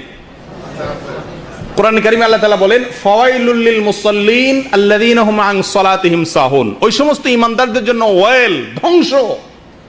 ওই সমস্ত নামাজিরা ধ্বংস হবে, নামাজি ধ্বংস হবে। সুবহানাল্লাহ, বেনামাজি না, নামাজি লোক ধ্বংস হবে। কোন নামাজি? আল্লাযীনা হুম আন সালাতিহিম সাহুন, যে নামাজিরা তাদের নামাজের ভিতরে গাফলতি করে। এই আয়াতের ব্যাখ্যায় মুফাসসিরিন ইকরাম লেখেন, এই গাফলতির একটা হলো দেরি করে নামাজ পড়া। কি করে এরপর নামাজ পড়া? অনেক লোক আছে দেখবেন জামাতে নামাজের কদর নাই, ওই সূর্য ডুবে ডুবে তখন আসরের নামাজ পড়ে, আসরের আজান হয় তখন জোহরের নামাজ পড়ে। এরকম কিছু লোক আছে। আল্লাহ তাআলা আমাদেরকে যেন এটা থেকে হেফাজত করেন। দ্বিতীয়ত এই হাদিসের ভিতরে যে আমলটির কথা বলা হয়েছে, প্রিয় আমল আল্লাহ তাআলা, সেটা হলো বিররুল ওয়ালিদাইন। ভেরি ইম্পর্টেন্ট পয়েন্ট, আমাদের জন্য অত্যন্ত গুরুত্বপূর্ণ একটা বিষয়। বিররুল ওয়ালিদাইন, মা বাবার সাথে কি করা? সদাচরণ করা। মা বাবার সাথে কি করা ভাই? সদাচরণ করা। এটা এতটাই গুরুত্বপূর্ণ যে আল্লাহ তাআলা কোরআনে কারীমের ভিতরে তার ইবাদতের পাশাপাশি মা বাবার সাথে সদাচরণের কথা বলেছেন। ওয়া কাদা রাব্বুকা আল্লা তা'বুদু ইল্লা ইয়াহ, আল্লাহ ছাড়া কারোর ইবাদত করা যাবে না। তাওহীদের কথা আল্লাহ বলেছেন। সবচেয়ে প্রিয়, সবচেয়ে গুরুত্বপূর্ণ আল্লাহর কাছে কি? তাওহীদ। সেই তাওহীদের কথা বলার পরে আল্লাহ তাআলা বলেন, দ্বিতীয় পয়েন্ট আল্লাহ তাআলা বলেন কি? ওয়া বিল ওয়ালিদাইনি ইহসানা, মা বাবার সাথে সুন্দর ব্যবহার করবে। আল্লাহর ইবাদতের পাশাপাশি কি করতে হবে? মা বাবার সাথে সদ্ব্যবহার করতে হবে। প্রিয় দিনী ভাইরা, সহিহ মুসলিমের এক হাদিসে আসছে, রাসূলুল্লাহ সাল্লাল্লাহু আলাইহি ওয়াসাল্লাম বলেন, রাগিমা আনফু, রাগিমা আনফু, সুম্মা রাগিমা আনফু, সুম্মা রাগিমা আনফু। ওই লোকটা কপাল পোড়া, ওই লোকটা কপাল পোড়া, দুর্ভাগা। 3বার বললেন। সাহাবায়ে কেরাম জিজ্ঞাসা করলেন, ইয়া রাসূলুল্লাহ, কে? তিনি জবাবে বললেন, যে লোক তার মা বাবা দুজনকে অথবা দুজনের কোনো একজনকে কি পাইছে? জীবিত পাইছে, অথচ তাদেরকে সন্তুষ্ট করতে পারে নাই, তাদের ইবাদত, তাদের খেদমত করে জান্নাত লাভ করতে পারে নাই। এই কপাল পোড়া ধ্বংস হোক। প্রিয় দিনী ভাইরা, বিশেষ করে আমরা যারা প্রবাসে আছি, আমাদের জন্য এই পয়েন্টটা একটু বেশি গুরুত্বপূর্ণ এই জন্য যে দূরে থাকার কারণে অনেক ভুল বোঝাবুঝির সৃষ্টি হয়ে যায়। মায়ের সাথে বউয়ের, ঠিকই না, শ্বশুরবাড়ির সাথে বাবার একটা মিসআন্ডারস্ট্যান্ডিং, একটা গ্যাপ সৃষ্টি হয়ে যায়। দোষ জারি থাকুক না কেন, দূরে থাকার কারণে এই গ্যাপটা দিন দিন বাড়ে। দেখা যায় মোবাইলে ঘন্টায় ঘন্টা কাল ঝগড়াই চলে, কিন্তু কোনো সমাধানে আসা যায় না। একটা মৌলিক কথা জেনে রাখেন, আল্লাহ এর সন্তুষ্টির পরে এই জমিনে, আল্লাহর দুনিয়াতে সবচেয়ে গুরুত্বপূর্ণ আমার কাছে কার সন্তুষ্টি? মা এবং বাবা। মনে রাখতে হবে, ওয়ালা তাকুল্লাহুমা উফিন ওয়ালা তানহারহুমা। আল্লাহ বলেছেন মা বাবাকে কি বলা যাবে না? উফ, উফ, এটা কি করা যাবে না? বলা যাবে না। মা বাবাকে সন্তুষ্ট রাখার চেষ্টা করতে হবে যতক্ষণ পর্যন্ত তারা আল্লাহর হুকুমের বাইরে কিছু করতে না বলেন। আল্লাহর হুকুমের বাইরে যতক্ষণ পর্যন্ত কিছু করতে না বলেন, ততক্ষণ পর্যন্ত তাদের কথা মানা কি ফরজ। স্ত্রীর সাথে মায়ের যদি দ্বন্দ্ব হয়, কোনটাকে প্রাধান্য দিবেন? মাকে না স্ত্রীকে? যদি মা জুলুম করে তাহলে কি করবেন? মা এবং বউ সাথে কোনো ঝামেলা হলে 99% ছেলেদের কাছে মনে হয় মা জুলুমটা করতেছে বউয়ের উপরে, ঠিক না? এই ক্ষেত্রে আমরা কি করব? মাকে প্রাধান্য দেব। তো মা যদি জুলুম করে, মা যদি বউর উপরে জুলুম করতে বলে, তাহলে কি আমি সেটা করব না? মা যদি বলে বাবা তোরে বরে ফিডা, তার জন্য আর কিছু দিবি না, তো মার সেই নির্দেশ কি করা যাবে না? মানা যাবে না। কিন্তু মায়ের সাথে ব্যবহার খারাপ করা যাবে না। মা যদি অন্যায় করতে বলে তাহলে সে অন্যায় কাজটা করবেন না, কিন্তু মায়ের সাথে কথা বলতে হবে কিভাবে? নম্রভাবে, যে মা এটা আমি করতে পারতেছি না। আর যদি কিছু না বলতে পারেন, চুপচাপ থাকেন, ব্যবহার খারাপ করতে যাবেন না। প্রিয় দিনী ভাইরা, রাসূলুল্লাহ সাল্লাল্লাহু আলাইহি ওয়াসাল্লাম বলেছেন, রিদার রব ফি রিদাল ওয়ালিদাইন ওয়া সাখাতুর রব ফি সাখাতিল ওয়ালিদাইন। যার মা বাবা সন্তুষ্ট, ফরজ আমাল করার পরে গুনাহ থেকে মোটামুটি বাঁচে, মেইন কাজগুলা করে, এই লোকের উপরে যদি তার মা বাবা সন্তুষ্ট থাকে তো আল্লাহও সন্তুষ্ট। আর যদি কারোর প্রতি তার মা বাবা অসন্তুষ্ট, তো আমল করুক না কেন, আল্লাহ তার উপরে কিনা সন্তুষ্ট না। প্রিয় দিনী ভাইরা, আমাদের যে কোনো কাজের ক্ষেত্রে মা বাবাকে প্রাধান্য দেব ইনশাআল্লাহ, ঠিক আছে তো? মা বাবার হুকুমকে প্রাধান্য দেব, তাদের চাওয়াকে প্রাধান্য দেব। স্ত্রী এবং মা বাবার ভিতরে যদি সংঘর্ষ দেখা দেয়, স্ত্রীকে বুঝাবো, মা বাবাকে নয়। স্ত্রীকে থামানোর চেষ্টা করব, মা বাবাকে নয়। কিন্তু তার মানে এই নয় যে মায়ের নির্দেশে স্ত্রীর উপর জুলুম করব, জুলুমের কথা বললে সেটা করব না, ঠিক আছে তো ভাই? 3 নম্বর আল্লাহর প্রিয় কাজগুলোর ভিতরে একটা হলো আল্লাহর রাস্তায় জিহাদ করা। কি করা ভাই? আল্লাহর রাস্তায় জিহাদ করা। আল্লাহর রাস্তায় জিহাদ করার মানসিকতা, প্রেরণা আমাদের সকলের ইমানের ভিতরে, আমাদের অন্তরের ভিতরে থাকতে হবে। আমরা সবাই আল্লাহর রাস্তায় জিহাদ করতে চাই, কি বলেন? আল্লাহর রাস্তায় জিহাদের মানসিকতা প্রত্যেক ইমানদারের ভিতরে থাকতে হবে, কি হবে না? কিন্তু জিহাদ কাকে বলে, জিহাদ কখন ফরজ হয়, জিহাদ করার সুযোগ কখন হয়, এ সম্পর্কে আরেক বিস্তারিত আলোচনা দরকার। এর সঠিক ইলমটুকু উলামায়ে কেরামের কাছ থেকে কোরআন এবং হাদিসের আলোকে গ্রহণ করব। আজকাল দেখা যায় যে কোনো কাজকে আমরা জিহাদ বলে দিই। নিরীহ কোনো মানুষকে বোম মারাকে কিছু মানুষ জিহাদ মনে করে, কিছু নিরীহ মানুষের উপর আক্রমণ করাকে কিছু মানুষ কি মনে করে? জিহাদ মনে করে। যে এখন আন্তর্জাতিক একটা বাইরে হয়েছে আইএস, এদের যে কার্যক্রম, এটাকে অনেক মুসলমান কি মনে করে? জিহাদ মনে করে। জিহাদ কখন ফরজ হয়, কি কি শর্তে ফরজ হয়, কখন ওই জিহাদে আমাকে শামিল হওয়া ফরজ হয়ে যায় আমার উপরে, এটার জন্য আলাদা বিধিবিধান আমাদেরকে জানতে হবে। তবে মৌলিকভাবে মোটের উপরে ইমানদারের অন্তরে জিহাদের প্রেরণা থাকতে হবে। রাসূলুল্লাহ সাল্লাল্লাহু আলাইহি সাল্লাম বলেছেন, ওয়াদিতু আন উকাতিলা ফি সাবিলিল্লাহ সুম্মা উহইয়া সুম্মা ফাউক্তাল সুম্মা উহইয়া সুম্মা উক্তাল সুম্মা উহইয়া সুম্মা উক্তাল। আমার মনে চায়, আমার অন্তরে ইচ্ছা আছে যে আল্লাহর রাস্তায় জিহাদ করে আমি শহীদ হয়ে যাব, এরপর আল্লাহ যদি আমাকে আবার জীবিত করতেন, আমি আবার শহীদ হইতাম, আবার জীবিত করলে আবার শহীদ হতে চাইতাম। তাহলে আল্লাহর দ্বীনের জন্য জীবন বিলীন করার মানসিকতা অন্তরের ভিতরে লালন করতে হবে, ঠিক আছে তো ভাই? এটা হলো জিহাদ, এটা আল্লাহ তাআলার কাছে প্রিয়। তৃতীয়ত, আল্লাহ তাআলার কাছে প্রিয় আমলের তালিকাতে আরেকটি আমল আছে, সহিহ বুখারী এবং মুসলিমে আসছে। রাসূলুল্লাহ সাল্লাল্লাহু আলাইহি ওয়াসাল্লাম বলেছেন, আহাব্বুল আমালি ইলাল্লাহি আদওয়ামুহা ওয়া ইন কাল।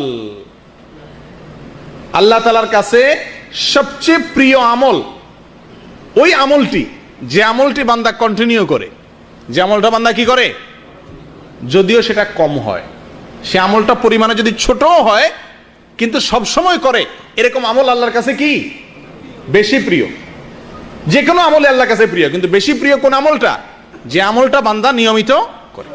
আজকে একদিন মাশাআল্লাহ মসজিদ ভর্তি হয়ে গেছেন, সবাই আসছেন, এটা আল্লাহর কাছে প্রিয়, এটা আল্লাহর কাছে কি, কিন্তু আল্লাহ সবচেয়ে প্রিয়। আপনি যদি আল্লাহকে ভালোবাসেন সবচেয়ে বেশি, ইমানদার, এই জন্য সবচেয়ে বেশি আল্লাহ পছন্দের কি জিনিস সেটা তো জানতে হবে। আল্লাহর কাছে সবচেয়ে প্রিয় হলো এই মজলিসের ভিতরে ওই সমস্ত লোকেরা যারা শুধু আজকের এই মাসিক প্রোগ্রামে না, সাপ্তাহিক দর্শেও আসে, বসে এবং সবসময় বসার চেষ্টা করেন, শুধু মাসে বা সিজনে না। তারা হলেন আল্লাহর কাছে অধিক প্রিয়। মনে থাকবে তো ইনশাআল্লাহ? তাহলে যারা এতদিন নিয়মিত বসেন নাই তাদের কি হবে? তারা আল্লাহর অপ্রিয়, তো তার এক মুসিবত হয়ে গেল। যারা সবসময় সাপ্তাহিক দর্শে বসেন না, তাহলে এই হাদিসের আলোকে তারা নিয়মিত আমল করেন না, এই যে 1 মাস পরে একবার করলেন, তাহলে তাদের কি হবে?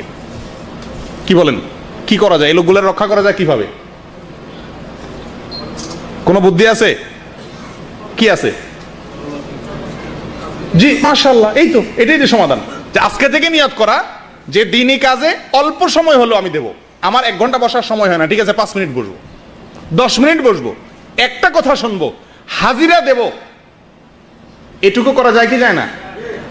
আল্লাহর কাছে সবচেয়ে প্রিয় আমল এর মধ্যে থেকে একটা হলো যে আমলটা বান্দা কন্টিনিউ করে। একসাথে 10,000 টাকা দিয়ে দিলেন আল্লাহ রাস্তা, এটা আল্লাহর কাছে প্রিয়। কিন্তু তার চাইতে প্রিয় হলো সব সময় আপনি কি করেন?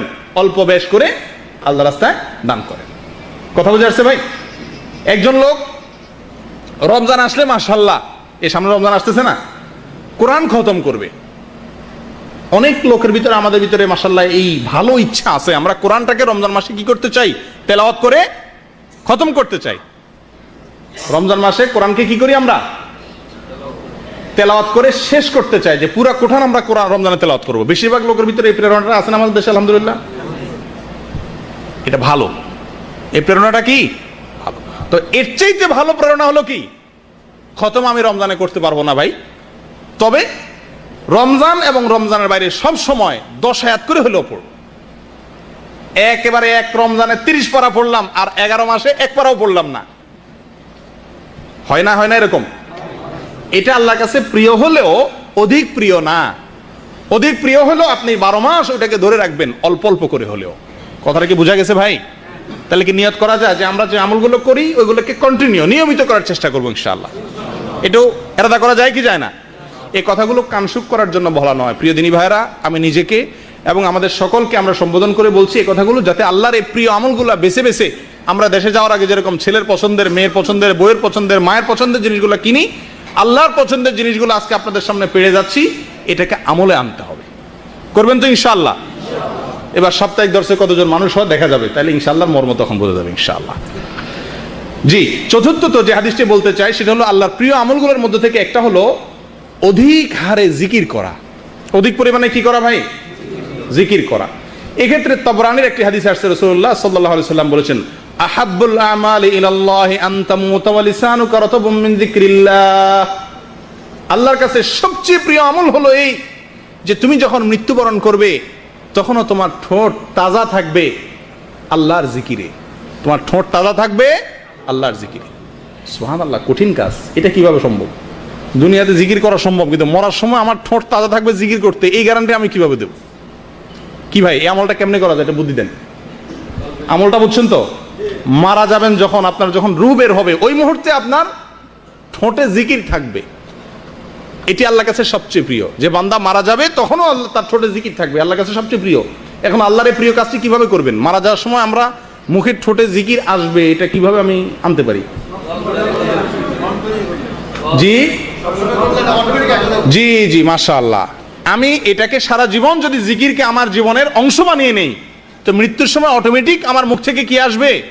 জিকির আসবে। প্রিয় দিনী ভাইয়েরা, আমরা শুইলে স্বপ্নে দেখি অনেক সময়, না? কি স্বপ্নে দেখি? মানুষের স্বপ্নের বেশিরভাগ স্বপ্ন দেখে সেই জিনিসগুলো যেগুলো মানুষ স্বপ্নের বাইরে, ঘুমের বাইরে মানুষ কি করে? কল্পনা জল্পনা করে। কথা বুঝে আসছে? আপনি আপনার কাজকে যতবার স্বপ্নে দেখছেন, দেশের প্রেসিডেন্ট হয়েছেন, সেই স্বপ্ন কি এতবার দেখছেন? মোটেও না। কারণ হলো সারাদিন যে কাজটা করা হয় শুইলে ওইটাই মানুষ দেখে। মনে রাখবেন, মৃত্যুর সময় আপনার মুখ দিয়ে সেই জিনিসটা অটোমেটিকলি আসবে যেটা আপনি সারা জীবন জপছেন। এবার আপনি নিজের হিসাব নিজে কষেন, আপনার সারাদিনের ভিতরে জিকির কি পরিমাণ হয়। জিকির সম্পর্কে একটু বিস্তারিত বলতে হয়। জিকির কাকে বলা হয়? জিকির শব্দের অর্থ হলো অন্তর দ্বারা আল্লাহকে স্মরণ করা। অন্তর দ্বারা আল্লাহকে স্মরণ করা হলো জিকিরের মূল অর্থ।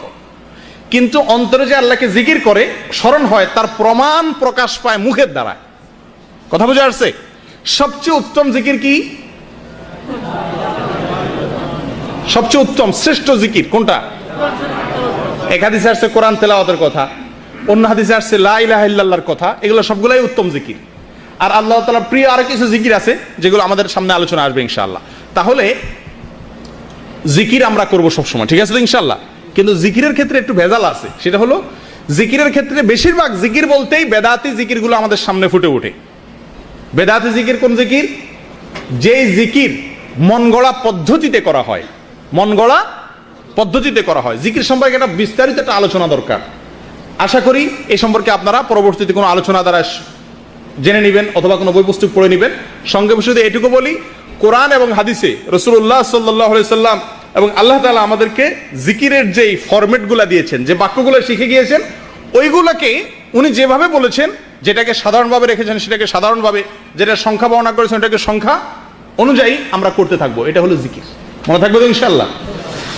আল্লাহ তাআলা প্রিয় আমলগুলোর মধ্যে থেকে একটা। আল্লাহ তাআলা আমাদেরকে বেশি বেশি আল্লাহ জিকির করার তৌফিক দান করেন। 5 নম্বর,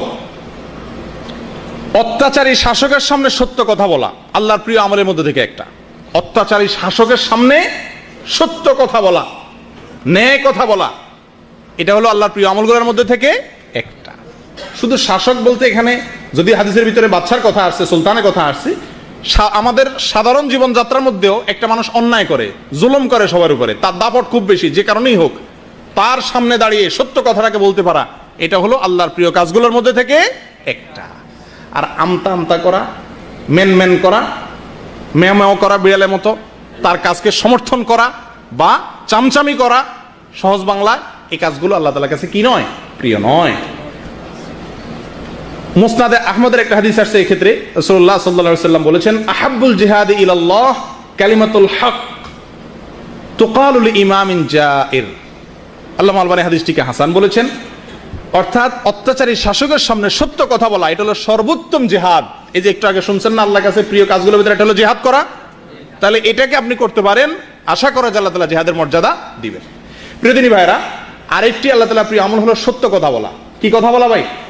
রাসূলুল্লাহ সাল্লাল্লাহু আলাইহি ওয়াসাল্লাম ইরশাদ করেছেন, আহাব্বুল হাদিসি ইলাইয়া, হাদিসে কুদসিতে আসছে, আহাব্বুল হাদিসি ইলাইয়া আসদাকুহু, সহিহ বুখারীর হাদিস।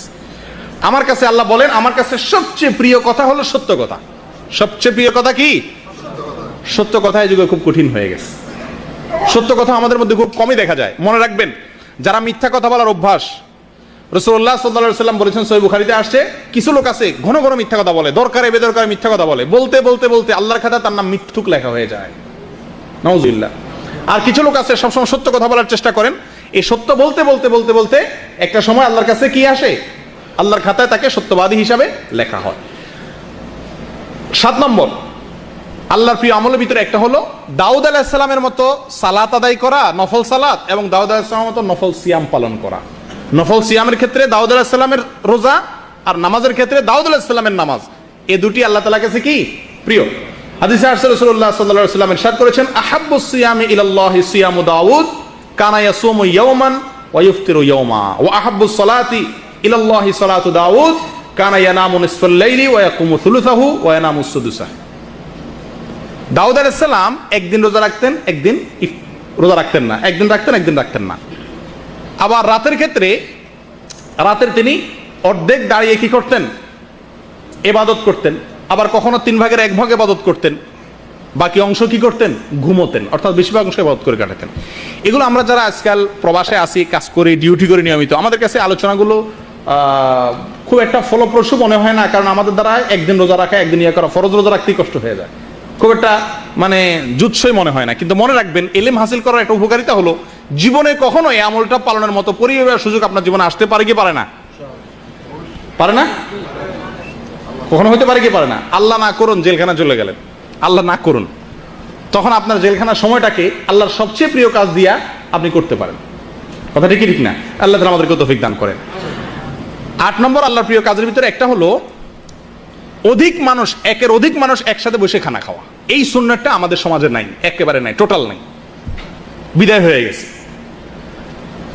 কয়েকজন মানুষ একসাথে বসে এক প্লেটে, এক দস্তরখানে বসে একসাথে খানা খাওয়া, আলাদা আলাদা না খাওয়া, এই সুন্নাতটা আমাদের দেশে বিলুপ্ত। এ দেশে আছে আলহামদুলিল্লাহ, ঠিক না? রাসূলুল্লাহ সাল্লাল্লাহু আলাইহি সাল্লামের সাহাবীদের কিছু সাহাবী এসে বললেন, ইয়া রাসূলুল্লাহ, আমরা খাবারের বরকত পাই না, খাবারের ভিতরে বরকত পাই না, অনেক খানা লাগে আমাদের। রাসূলুল্লাহ সাল্লাল্লাহু আলাইহি সাল্লাম জিজ্ঞাসা করছেন, তোমরা কিভাবে খানা খাও? আলাদা আলাদা খাও কিনা? বললেন যে হ্যাঁ, আমরা যার যার মতো খাই। তখন তিনি বললেন যে না, যার যার মতো খাইলে, আলাদা আলাদা খাইলে সেখানে আল্লাহ তাআলার বরকত থাকে না, একসাথে খাও, আল্লাহ তাআলা বরকত দিবে। অন্য হাদিসে আসছে, রাসূলুল্লাহ সাল্লাল্লাহু আলাইহি ওয়াসাল্লাম ইরশাদ করেছেন, আহাব্বুত তুআমি ইলাল্লাহি মা কাসুরাত আলাইহিল আইদি, সবচেয়ে আল্লাহর কাছে প্রিয় খাবার, আল্লাহর কাছে ওই খানাটা সবচেয়ে, আমরা সবাই খাই, কিন্তু আমার খানাটা আল্লাহর কাছে প্রিয় হচ্ছে কিনা, এটা হলো আমি যদি আল্লাহকে ভালোবেসে থাকি, তো সে ভালোবাসার দাবি হলো লক্ষ্য করা যে আমি তো প্রতিদিনই খাই, 2 বেলা 3 বেলা, কিন্তু আমার খানাটা 23 বছর 24 বছর 50 বছর 30 বছর 35 বছর জীবন পার করলাম, আমার খানা কখনো আল্লাহর কাছে কি হয় নাই? প্রিয় খাবার হয় নাই। কত আফসোসের কথা। আমার খানাটা আল্লাহর কাছে প্রিয় হবে যদি সেই খাবারে অনেকগুলো হাত থাকে। এটা সহিহ ইবনে হিব্বানের ভিতরে আসছে, আল্লামা আলবানী এটাকেও হাসান বলেছে। প্রিয় দিনী ভাইরা, আমরা এই প্রবাসের জীবনে এক রুমে কয়েকজন মানুষ খাই, আমরা একসাথে খাওয়ার সিস্টেম করা যায় কি যায় না? সবাই যদি একমতের না হয়, 2 জন মিলে তো করা যায়, 3 জন মিলে তো করা যায়, যায় কি যায় না? ইচ্ছা করবেন কি করবেন না? একটু চেষ্টাটা করেন, নিয়তটা করেন ইনশাল্লাহ। তাহলে একা একা খাওয়া, ছোট ছোট প্লেটে আলাদা আলাদা খাওয়া, এটা বরকতের খাবার নয়। আল্লাহর প্রিয় কাজগুলোর ভিতরে একটা হলো অধিক পরিমাণে সুবহানাল্লাহ ওয়া বিহামদি পড়া। কি করা পাই? সুবহানাল্লাহি ওয়া বিহামদি বেশি বেশি পড়বেন ইনশাআল্লাহ, ঠিক আছে তো? এই জিকিরটা ওই যে বললাম এতক্ষণ, জিকির আল্লাহর কাছে প্রিয়, তার ভিতরে আবার উত্তম প্রিয় ভিতরে একটা হলো কি? সুবহানাল্লাহি ওয়া বিহামদি। রাসূলুল্লাহ সাল্লাল্লাহু আলাইহি ওয়াসাল্লাম ইরশাদ করেছেন, আহাব্বুল কালামি ইলাল্লাহ আন ইয়াকুলাল আবদু সুবহানাল্লাহি ওয়া বিহামদিহি। মুসলিমের হাদিস, আল্লাহর কাছে সবচেয়ে প্রিয় কথা হলো বান্দা সুবহানাল্লাহি ওয়া বিহামদিহি এই কথাটা বলবে। তাই চলতে ফিরতে উঠতে বসতে এটা করবেন কিনা ইনশাআল্লাহ। এই কাজগুলো অনেক সময় রুমে লিখে রাখলে মনে থাকে, একজন একটু জোরে বললে আরেকজনের মনে হয়। করবেন তো ইনশাআল্লাহ। আল্লাহর প্রিয় আমলের কাজের ভিতরে আরেকটা হলো সুবহানাল্লাহ ওয়াল হামদুলিল্লাহ লা ইলাহা ইল্লাল্লাহ আল্লাহু আকবার। এই জিকিরগুলো বেশি বেশি করা, এটাও মুসলিমের হাদিসে আসছে। রাসূলুল্লাহ সাল্লাল্লাহু আলাইহি ওয়াসাল্লাম বলেছেন, লা ইয়াদুররুকা বিআইয়িহিন্না বাদাআতা। এই চারটা যে কোনো একটা দিয়ে শুরু করেন আপনি। সুবহানাল্লাহ, আলহামদুলিল্লাহ, লা ইলাহা ইল্লাল্লাহ, আল্লাহু আকবার। এই চারটা বাক্য আল্লাহর কাছে প্রিয়, মনে থাকবে তো ইনশাআল্লাহ। বেশি বেশি করে এই বাক্যগুলো আমরা পড়ব, তাহলে আল্লাহ তাআলার প্রিয় কাজগুলো আমার দ্বারা করা সম্ভব হবে। আল্লাহ তাআলার প্রিয় কাজের ভিতরে আরেকটা হলো ভালো আচরণ করা। কি করা ভাই? হুসনে খুলক, উত্তম আখলাক। মিন আহাব্বিল আমালি ইলাল্লাহ, উত্তম আখলাক মানুষের ভিতরে থাকা। রাসূলুল্লাহ সাল্লাল্লাহু আলাইহি ওয়াসাল্লাম ইরশাদ করেছেন, আহাব্বু ইবাদিল্লাহি ইলাল্লাহি আহসানুহুম খুলুকা। তাবরানীর হাদিস, আল্লামা আলবানী সহিহ বলেছেন, বান্দাদের ভিতরে সবচেয়ে প্রিয় বান্দা, আমরা এখানে 200 মানুষ যদি থাকি, আমাদের ভিতরে কিছু লোক আছেন আল্লাহর কাছে সবচেয়ে প্রিয়, আল্লাহ তাদেরকে সবচেয়ে বেশি ভালোবাসেন। তারা কারা ভাই? যে লোকগুলোর ব্যবহার সবচাইতে সুন্দর। ভাই এটা গুরুত্বপূর্ণ একটা পয়েন্ট, খুবই গুরুত্বপূর্ণ। এই পয়েন্টটাতে 1 মিনিট হলো নিতে হচ্ছে, কারণ আল্লাহর কাছে সবচেয়ে প্রিয় যে আমলটি নেক আখলাক, উত্তম ব্যবহার আচরণ, এই জিনিসটি আজকাল আমাদের থেকে বিলুপ্ত হতে যাচ্ছে। আমরা সবাই ভালো ব্যবহার করি, কাকে? কার সাথে? যার কাছে আমার স্বার্থ আছে, বস মুদির, তার কাছে গেলে আমরা সবাই কি করি? ভালো ব্যবহার করি। শেখ সাদি রহমতুল্লাহ আলাইহি ফার্সি কবিতায় বলেছিলেন, গাদাগার তাওয়াদু কুনাদ খোয়ে উস্ত। ভিক্ষুক যে পৃথিবীর সবচেয়ে বিনয়ী লোকটার নাম হলো ভিক্ষুক, ঠিক না? ভিক্ষুকের ভিক্ষার সময় যে বিনয় থাকে, এটা কি আসল বিনয়? শেখ সাদি রহমতুল্লাহ বলেন, এটা তো তাওয়াজু না, এটা তো তার ব্যবসা, এটা তো আমল না, নেক আমল হবে এটা? তাহলে আমরা যে উপরস্থ বসের কাছে যাই ভদ্র হই, ভদ্র সাজিয়ে একেবারে মনে হয় যে আমি কিছু জানি না এমন ভাবে দাঁড়াই থাকি, তো এটার কোনো মূল্য আল্লাহর কাছে নাই। আল্লাহর কাছে মূল্য হলো আপনার ক্যাম্পের লোকের সাথে, আপনার রুমের লোকের সাথে, আপনার প্রতিবেশীর সাথে, আপনার সহকর্মীর সাথে, আপনার অধীনস্থের সাথে আপনি কিরকম ব্যবহারটা করেন। কথা বোঝা যাচ্ছে ভাই? এটা সত্যি কথা বলতে কি, এই বিষয়ে কথা বলতে গিয়ে আমার নিজেরও লজ্জা লাগে যে এটা বলা যত সোজা, এই বিষয়ে ওয়াজ করা যত সোজা, আমল করা তার চাইতে শত শত গুণ কঠিন। সদ আচরণ, মানুষের সাথে ব্যবহারটা সুন্দর করা, এর চাইতে উত্তম কোনো আমল নাই।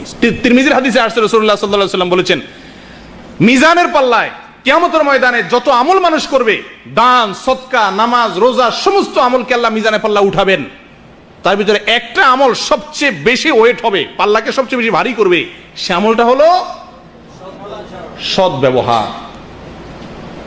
মানুষের সঙ্গে গালিগালাজ করা এটা অসৎ ব্যবহার, চিল্লাচিল্লি করা অসৎ ব্যবহার, ঝগড়াঝাটি করা অসৎ ব্যবহার, মুখ কালো করে কথা বলা অসৎ ব্যবহার, এই সবগুলো অসৎ ব্যবহারের ভিতরে শামিল। উত্তম আখলাক, উত্তম আচরণ মানুষের সাথে করা। যদি কেউ আমার সাথে খারাপ আচরণ করে, ইদফা বিল্লাতি হিয়া আহসান, তো আমি ভালো দিয়ে তার প্রতি করব, মোকাবেলা করব, এটা হবে সদাচরণ। এটার ওয়াজ করা যত সহজ, বাস্তবতা তার চাইতে অনেক কঠিন। কিভাবে সদাচরণ আমরা করব? 2টা পদ্ধতি বলি আপনাদের। এক, যে লোকটা আপনাদের পুরো ক্যাম্পের ভিতরে আপনারা দেখতেছেন, এই লোকটা সবচেয়ে বেশি ভদ্র, সদাচরণ করা লোকটাকে আমরা ভদ্র বলতে পারি আমাদের বাংলা ভাষায়, সবচেয়ে ভদ্র, নম্র, সবাই তার সাথে নম্র ভদ্র হয়ে থাকে, কারোর সাথে ঝামেলা জড়ায় না। এই লোকটার বেশি বেশি সঙ্গ নিবেন, সোহবত নিবেন, কারণ আল্লাহ তাআলা বলেছেন, ইয়া আইয়ুহাল্লাযীনা আমানুত্তাকুল্লাহ ওয়া কুনু মাআস সাদিকিন, তাকওয়া অর্জন করো আর সাদিকদের সাথে থাকো। তাহলে যারা ভালো ব্যবহার যাদের ভিতরে আছে তাদের সঙ্গে উঠা বসা করবেন। ছেসরার সাথে উঠলে আপনার মধ্যেও ছেসরামি আসবে, ভালো মানুষের সাথে চললে আপনার মধ্যেও কি আসবে? ভালো অভ্যাস আসবে। আর দ্বিতীয়ত একটা দোয়া রাসূলুল্লাহ সাল্লাল্লাহু আলাইহি ওয়াসাল্লাম শিখাইছেন, বলবো দোয়াটা? কোনো লাভ নেই, কারণ আপনারা মুখস্থ করবেন না। আমি একবার বলবো শেষ, আর জীবনে মুখস্থ করলেন না, তাহলে দোয়া শুনে কি লাভ হলো? মুখস্থ করবেন তো ইনশাআল্লাহ। আরবি যদি মুখস্থ করতে না পারেন, বাংলা আল্লাহর কাছে চাইবেন। বহু কিছু তো চাইছেন, আল্লাহর ভালোবাসা চাওয়া শিখলেন, এখন আরেকটা জিনিস শিখেন যে আল্লাহর কাছে ভালো আচরণ, ভালো আখলাক চাইয়া নিতে হয়। ওমরা করতে যায় তো বহুত রুটি রুজি আল্লাহর কাছে চাইছেন, কয়জনে চাইছেন আল্লাহ আপনার ভালোবাসা দিয়েন, আল্লাহ আল্লাহ আমার একটু ভালো আখলাক দিয়েন আল্লাহ। এই জিনিসগুলো আমরা চাই। আফসোসের বিষয়, যেগুলো চাওয়ার জন্য রাসূল সাল্লাল্লাহু আলাইহি ওয়াসাল্লাম শিখাইছেন সেগুলো আমরা জীবনে একবারও চাই। দেখেন রাসূলুল্লাহ সাল্লাল্লাহু আলাইহি ওয়াসাল্লাম দোয়া করতেন, আল্লাহুম্মা হদিনি লি আহসানিল আখলাক, আল্লাহর সবচেয়ে উত্তম আখলাকের পথটা আমার দেখায় দেন আপনি। আল্লাহুম্মা হদিনি লি আহসানিল আখলাক ওয়ালা ইয়াহদি লি আহসানিহা ইল্লা আনত, আপনি ছাড়া কেউ সঠিক ভালো আখলাকের পথ দেখাইতে পারবে না। ওয়াসরিফ আন্নি সাইয়্যাহা, আর খারাপ আখলাক, বদ আখলাক, খারাপ চরিত্র, বদ স্বভাব, অভদ্রতা থেকে আপনি আমাকে হেফাজত করেন। ওয়ালা ইয়াসরিফু সাইয়্যাহা ইল্লা আনত, আর বদ অভ্যাস থেকে আপনি ছাড়া কেউ রক্ষা করতে পারে না। তিরমিজির হাদিস। তাহলে ভালো মানুষের সাথে চলবো আর আল্লাহর কাছে দোয়া করবো, ইনশাআল্লাহ করবো তো। বদ আখলাক যদি হয়ে যায় নিজেকে নিজে শাস্তি দেব, শাসন করব, এক সময় ইনশাআল্লাহ আমার আখলাকের ভিতরে পরিবর্তন হবে। বিশেষ করে এই পয়েন্টটার জন্য আমি দোয়া চাই আপনাদের কাছ থেকে। আল্লাহ আমাকে, আপনাদেরকে, সকলকে, আমাদেরকে, সকল মানুষের কাছে, অধীনস্থ হোক আর উপরস্থ হোক, সকলের কাছে আমাদেরকে উত্তম আখলাকি হওয়ার তৌফিক দান করেন। ভাই এই জিনিসটা আমাদের নবী করিম সাল্লাল্লাহু আলাইহি ওয়াসাল্লামের অন্যতম বৈশিষ্ট্য ছিল উত্তম আখলাক। মনে রাখবেন, নামাজি হওয়া সহজ, বিশ্বাস করেন রোজাদার হওয়া সহজ, হজ করা সহজ, নেক আখলাকি হওয়া সহজ নয়। বদ আখলাকি একজন মানুষ নিজেকে নেক আখলাকি বানানো, এটা অনেক কঠিন কাজ। করবেন তো ইনশাআল্লাহ? আমরা চারিত্রিক সনদপত্র নেই আমাদের দেশে মেম্বার, চেয়ারম্যান, কমিশনারের কাছ থেকে, না? চারিত্রিক সনদপত্র দেন, আপনারা বিদেশে আসতে লাগে না পাসপোর্ট বানাইতে, চারিত্রিক সনদপত্র দেয়। চেয়ারম্যান সাহেব, মেম্বার সাহেব আমার চরিত্রের কি জানবে? উনি চরিত্রের সনদপত্র দিচ্ছে। আরে রাসূলুল্লাহ সাল্লাল্লাহু আলাইহি ওয়াসাল্লাম বলেছেন, ওয়া আকরামুকুম আকরামুকুম ইলা আহলিহি, যে ব্যক্তি তার পরিবারের লোকের কাছে সবচেয়ে ভদ্র, সেই সবচেয়ে বেশি ভদ্র, সে আসল ভদ্র। চারিত্রিক সনদপত্র নেওয়ার যদি কোনো নিয়ম থাকতো তাহলে উচিত ছিল বউয়ের কাছ থেকে আগে নেওয়া, কারণ আমার ব্যবহার কত ফেরেশতার মতো এটা দুনিয়ার সবচেয়ে বেশি জানে কে? ম্যাডামে। বুঝেন নাই? বাহিরে তো অনেক মিষ্টি মিষ্টি হাসি মানুষের সামনে দেন, বউয়ের সামনে যাই আপনার আসল রূপটা প্রকাশ পায়। ভাই বোন ছোট তাদের সাথে প্রকাশ পায়, পরিবারের লোকদের সাথে প্রকাশ পায়, রুমের লোকদের কাছে প্রকাশ পায়। যারা তাদের রুমের লোকদের কাছে, যাদের মধ্যে বসবাস করে তাদের কাছে যারা ভদ্র, তারাই হলো কি? আসল ভদ্র। আল্লাহ তাআলা আমাদের সকলকে আসল ভদ্র হওয়ার তৌফিক দান করেন। প্রিয় দিনী ভাইরা, আল্লাহ তাআলা প্রিয় কাজের মধ্যে থেকে একটা হলো জনকল্যাণমুখী হওয়া, মানুষের উপকারে আসে এরকম কাজ করা।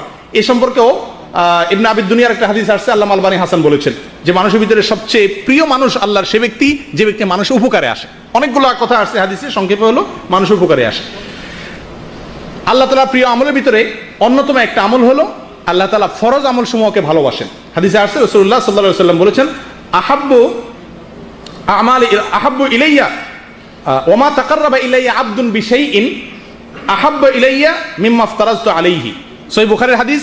আল্লাহ রাসূল সাল্লাল্লাহু আলাইহি ওয়াসাল্লাম বলেন, বান্দা ফরজ কাজগুলো যখন করে তো ওইটা থাকে আমার সবচাইতে প্রিয়। ফরজ কাজগুলো হলো আমার সবচাইতে প্রিয়। আমরা অনেকেই অনেক নফল কাজ করি, ফরজে গাফলতি আছে, পাঁচ ওয়াক্ত সালাতে গাফলতি আছে, কিন্তু অনেক ভালো কাজ করি, আছে না এরকম? মনে রাখবেন, সবচেয়ে গুরুত্বপূর্ণ হলো আমার কাছে পাঁচ ওয়াক্ত সালাত, এর চেয়ে গুরুত্বপূর্ণ কোনো আমল নেই। এই জন্য ফরজ কাজগুলোর দিকে বিশেষ ইহতিমাম করা। আর আল্লাহ তাআলার ভালোবাসা বা পছন্দের তালিকার ভিতরে আরো অনেকগুলো পয়েন্ট আছে, আমরা সংক্ষেপে বলে যাই শুধু। আল্লাহ তাআলা হাদিসের ভিতরে আসছে, রাসূলুল্লাহ সাল্লাল্লাহু আলাইহি ওয়াসাল্লাম বলেছেন, ইন্নাল্লাহা ইউহিব্বুল আবদাত তাকিয়াল গানিয়াল খাফি। আল্লাহ তাআলা ওই বান্দাকে পছন্দ করেন যার ভিতরে তিনটা গুণ আছে। এক হলো তাকি, অর্থাৎ মুত্তাকি, এতক্ষণ যেটা বুঝলাম, আল্লাহর ভয়ে হারাম কাজের ধারে কাছে যায় না, ভালো কাজ করে। দুই নম্বর হলো গনি, গনি মানে কি? ধনী। ধনী ধনী বলতে মালদার না, এটা সেই ধনী না। হাদিসে আছে আল গিনা গিনান নফস, যার মনটা কি? বড়। কেউ কিছু বললেই একেবারে ফেটে পড়ে রাগ হয়ে যায় না, মনটা অনেক বড়, মাফ করে দেয়। বুঝেন নাই? এই মানসিকতা যার ভিতরে আছে। আল খাফি, যে ব্যক্তি কাজ করে ইখলাসের সাথে, নিজেকে প্রকাশ করতে চায় না, এই লোকগুলো আল্লাহর কাছে প্রিয়। অন্য একটা হাদিস আসছে মুসনাদ আহমদের ভিতরে, আল্লাহ তাআলার কাছে প্রিয় কি? ইউহিব্বুল্লাহুর রাজুল ইন্নাল্লাহা ইউহিব্বুস সামহাল বাই সামহাশ শিরা সামহাল কাদা। তিরমিজির হাদিস। অর্থাৎ রাসূলুল্লাহ সাল্লাল্লাহু আলাইহি ওয়াসাল্লাম ইরশাদ করেছেন, বান্দা যখন বেচা কিনা করে, যখন কেনা করে, বেচে, নয় কিনে, নয় বিচার, এই তিনও কাজে ক্ষমার দৃষ্টিতে দেখে। এটাও আমাদের জীবন ঘনিষ্ঠ একটা বিষয়। আপনি যখন কিছু বেচতে যাবেন তখন একটু কাটছাট করে দেওয়া মূল্যের ভিতরে, যখন কিনতে যাবেন তখন ওই ছোট লোকই না করা, চেরা না আটানোর জন্য। রিক্সাওয়ালার থেকে 1 টাকা 5 টাকা বেশি পাওনা আছেন, ছেড়ে দিলেন, এই বান্দাকে আল্লাহ ভালোবাসেন। একেবারে না আমার পাই চাই, এটাকে আল্লাহ পছন্দ করেন না। আর বিচারের ক্ষেত্রেও ছাড় দেওয়ার মানসিকতা যার আছে তাকে আল্লাহ পছন্দ করেন। ভাই এটা সবচেয়ে গুরুত্বপূর্ণ পয়েন্ট। আমাদের মধ্যে ঝগড়াঝাটি টুকটাক চলতে গেলে একসাথে লাগে কি লাগে না? সবার সাথে সবাই লাগে, মানুষ হিসেবে লাগবেই। এই ঝগড়াঝাটি লাগবে সবার ভিতরেই, কিন্তু তাদের ভিতরে উত্তম হলো ওই ব্যক্তি যে লোকটার ছাড় দেওয়ার মানসিকতা আছে। ছাড় কি ভাই? গালি তো সে আগে দিছে, আচ্ছা ঠিক আছে আমি মাফ করে দিলাম ভাই। এই লোকটা সবচেয়ে আল্লাহর কাছে প্রিয়। স্পেশালি আরেকটা পয়েন্ট হলো আল্লাহ তাআলার কাছে প্রিয় হলো ক্ষমাশীলতা। কোনটা প্রিয়? ক্ষমাশীলতা। যে মানুষকে ক্ষমা করতে জানে তাকে আল্লাহ তাআলা কি করেন? ভালোবাসেন। আল্লাহুম্মা ইন্নাকা আফুউন তুহিব্বুল আফওয়া, একটা দোয়া আছে না সবে কদরে পড়ার দোয়া। আল্লাহ আপনি ক্ষমাশীল, আর ক্ষমাকে আপনি কি করেন? ভালোবাসেন। যারা ক্ষমা করে তাদেরকে আল্লাহ তাআলা ভালোবাসেন। কোরআনে কারীমে আল্লাহ তাআলা নেককারদের গুনাহগুণ বলতে গিয়ে আল্লাহ বলেন ওয়া ইযা মা গাদিবু হুম ইয়াগফিরুন, তারা যখন রাগ আসে তখন ক্ষমা করে। রাগ আসলে আমাদের বেশিরভাগ মানুষ আমরা বলি, একটা কমন ডায়ালগ আছে আমাদের সবার, সেটা কি? আমার মাথা ঠিক থাকে না। জি, মাথা ঠিক থাকে না, এই টাইপের পাবলিক দুনিয়াতে বহুত আছে। ওই পাবলিকে আল্লাহর প্রিয় যার মাথাটা কি থাকে? ঠিক থাকে। মনে রাখেন এই যুগে মুসা আলাইহিস সালামের মতো মেজাজের লোকের অভাব নাই। ওইরকম সবাই মানে দাবি করে যে আমি মুসা আলাইহিস সালামের মতো। অন্যায় দেখলে আমার মাথা কি থাকে না? ঠিক থাকে না। উনি নিজে কিন্তু গুনাহের কাজ করেন ঠান্ডা মাথায়, আরেকজন অন্যায় দেখলে কি থাকে না? আর মাথা ঠিক থাকে না। এগুলো সব শয়তান এই সমস্ত বুদ্ধি দেয়। মনে রাখতে হবে রাগ হলে যে কোনো রাগের মুহূর্তে কি করতে হবে? ঠান্ডা থাকতে হবে। আল্লাহ তাআলা বলেন ওয়াল কাযিমিনাল গায়যা ওয়াল আফিনা আনিন নাস আল্লাহু ইউহিব্বুল মুহসিনিন, যারা নিজেদের রাগকে সংবরণ করে এবং মানুষকে ক্ষমা করে আল্লাহ তাদেরকে ভালোবাসেন। আবু বকর রাদিয়াল্লাহু তাআলা আনহুর মেয়ে রাসূলুল্লাহ সাল্লাল্লাহু আলাইহি ওয়াসাল্লামের স্ত্রী আয়েশা রাদিয়াল্লাহু তাআলা আনহা সম্পর্কে আপনারা সবাই জানেন, একবার মুনাফিকরা একটা দুর্নাম ছড়ায় দিছিল, জানেন তো? সূরা নূরে বিস্তারিত। আবু বকর রাদিয়াল্লাহু তাআলা আনহু তার নিকট আত্মীয় মিস্তাহ নামে একটা লোক, সেও ওই দুর্নামকারীদের দলে যোগ দিয়েছিল না বুঝে, কিন্তু মুসলমান ছিল খাঁটি। তাকে মাসিক একটা দান করত। আমরা অনেক সময় দেশে দিই না। উনি কসম খাইছেন যে আমি তোকে আর দান করবো না, কারণ আমার মেয়ের, আমার সারা জীবন তোরে দান করলাম আমি, আমার দান খাই আমার মেয়ের বিরুদ্ধে ষড়যন্ত্রে তুই যোগ দিলি। কসম খাইছেন। আর কি আল্লাহ তাআলা আয়াত নাযিল করছেন, এর পাশাপাশি আয়াত নাযিল করছেন ওয়ালা ইয়াতালি উলুল ফাদলি ইলা আখিরিল আয়া, যারা আল্লাহর জন্য দান করে তারা রাগের কারণে যেন কি না করে, ওই পথ থেকে ফিরে না আসে। রাগ আমাদেরকে অনেক খারাপ পথে নিয়ে যেতে পারে, সমস্ত হারাম কাজ করা যায় রাগের মাধ্যমে। অতএব রাগ থাকা ভালো, কিন্তু কন্ট্রোল থাকতে হবে। কন্ট্রোল ছাড়া রাগ হারাম। কন্ট্রোল ছাড়া রাগ কি? যাদের রাগের লাগাম নাই সেরকম রাগ করা হারাম। রাসূলুল্লাহ সাল্লাল্লাহু আলাইহি ওয়াসাল্লাম এক সাহাবীকে বলছেন লা তাগদাব লা তাগদাব লা তাগদাব, নিষেধ করেছেন তুমি গোসা করবে না, গোসা করবে না, গোসা করবে না। অর্থাৎ আনকন্ট্রোল, নিয়ন্ত্রণহীন রাগ। রাগ উঠলে আমার মাথা ঠিক থাকে না, যা তা করে ফেলি। মনে রাখবেন এই লোকের চিকিৎসার দরকার আছে, চিকিৎসার দরকার আছে। রাগ কন্ট্রোল কিভাবে করব তার জন্য অনেকগুলো উপায় আছে। যখন রাগ উঠবে তখন দাঁড়ানো অবস্থা থাকলে বসে যাবো, হাদিসে আসছে। বসা অবস্থা থাকলে শুয়ে যাবো, অজু করব। এগুলো সব যদি রাগ আসে রাগকে কমানোর একটা উপায়। বিসমিল্লাহ পড়বো, আউযুবিল্লাহ পড়বো, এগুলো সবগুলো রাগ আসার, রাগ কমানোর একটা পদ্ধতি। এক সাহাবীর রাগ আসছে, রাসূলুল্লাহ সাল্লাল্লাহু আলাইহি ওয়াসাল্লাম দূর থেকে দেখছেন, দেখা উনি বলতেছেন আমি এমন একটা বাক্য জানি যে বাক্যটা বললে এই লোকটার রাগটা এখন ঠান্ডা হয়ে যাবে। সেটা কি? আউযুবিল্লাহি মিনাশ শাইতানির রাজিম। দূরে থেকে বললেন, কিন্তু আমরা হলে কি বলতাম? রাগ হলে ওই রাগ অবস্থায় যায় লোকেরা বলতাম এই মিয়া আউযুবিল্লাহ পড়ো, আউযুবিল্লাহ পড়ো, যে ঠাড়া এনে একটা আপনারা মেরে বসতো, রাগ আরো বাড়তো, ঠিক না? রাসূলুল্লাহ সাল্লাল্লাহু আলাইহি ওয়াসাল্লাম কৌশল দেখেন, তাকে শুনাইয়া শুনাইয়া দূরে থেকে আরেকজনকে বলতেছে ভাই শুনছো এই যে লোকটার রাগ উঠছে, এমন একটা কালিমা আমি জানি যেটা পড়লে তার রাগ কমে যাবে। কত সুন্দর পদ্ধতি। তাহলে আমাদের মধ্যে কারোর যদি ঝগড়াঝাটি লাগে তো দূরে থেকে আমরা এটা বলবো, যাতে করে সে শুনে এটা পড়ে, সঙ্গে সঙ্গে তার রাগের মিটার ইনশাআল্লাহ কমে যাবে। আল্লাহ তাআলা আমাদের রাগগুলোকে কন্ট্রোল করার তৌফিক দান করেন। বা আল্লাহ তাআলার প্রিয় আমলের ভিতরে অনেকগুলো তালিকা আছে, যে বললাম বলে শেষ করা যাবে না, কিন্তু আমাদের সময় আর আমাদেরকে দিচ্ছে না। অতএব শেষের দিকে যাচ্ছি, আর দুইটা তিনটা পয়েন্ট বলে শেষ করি। আল্লাহ তাআলার কাছে প্রিয় কাজ হলো ইতকান, ভালোভাবে কোনো কাজ করা। হাদিসে আসছে রাসূলুল্লাহ সাল্লাল্লাহু আলাইহি ওয়াসাল্লাম বলেন ইন্নাল্লাহা ইউহিব্বু ইযা আমিলা আহাদুকুম আমালান আন ইউতকিনাহু, কোন কোন হাদিসে আসছে আন ইউহসিনা, তোমাদের মধ্যে কেউ যখন কোনো কাজ করে এটা ভালোভাবে যেন করে। এই একটা রোগ আমাদের ভিতরে আছে, কাজকে অর্ধেককে রাখি।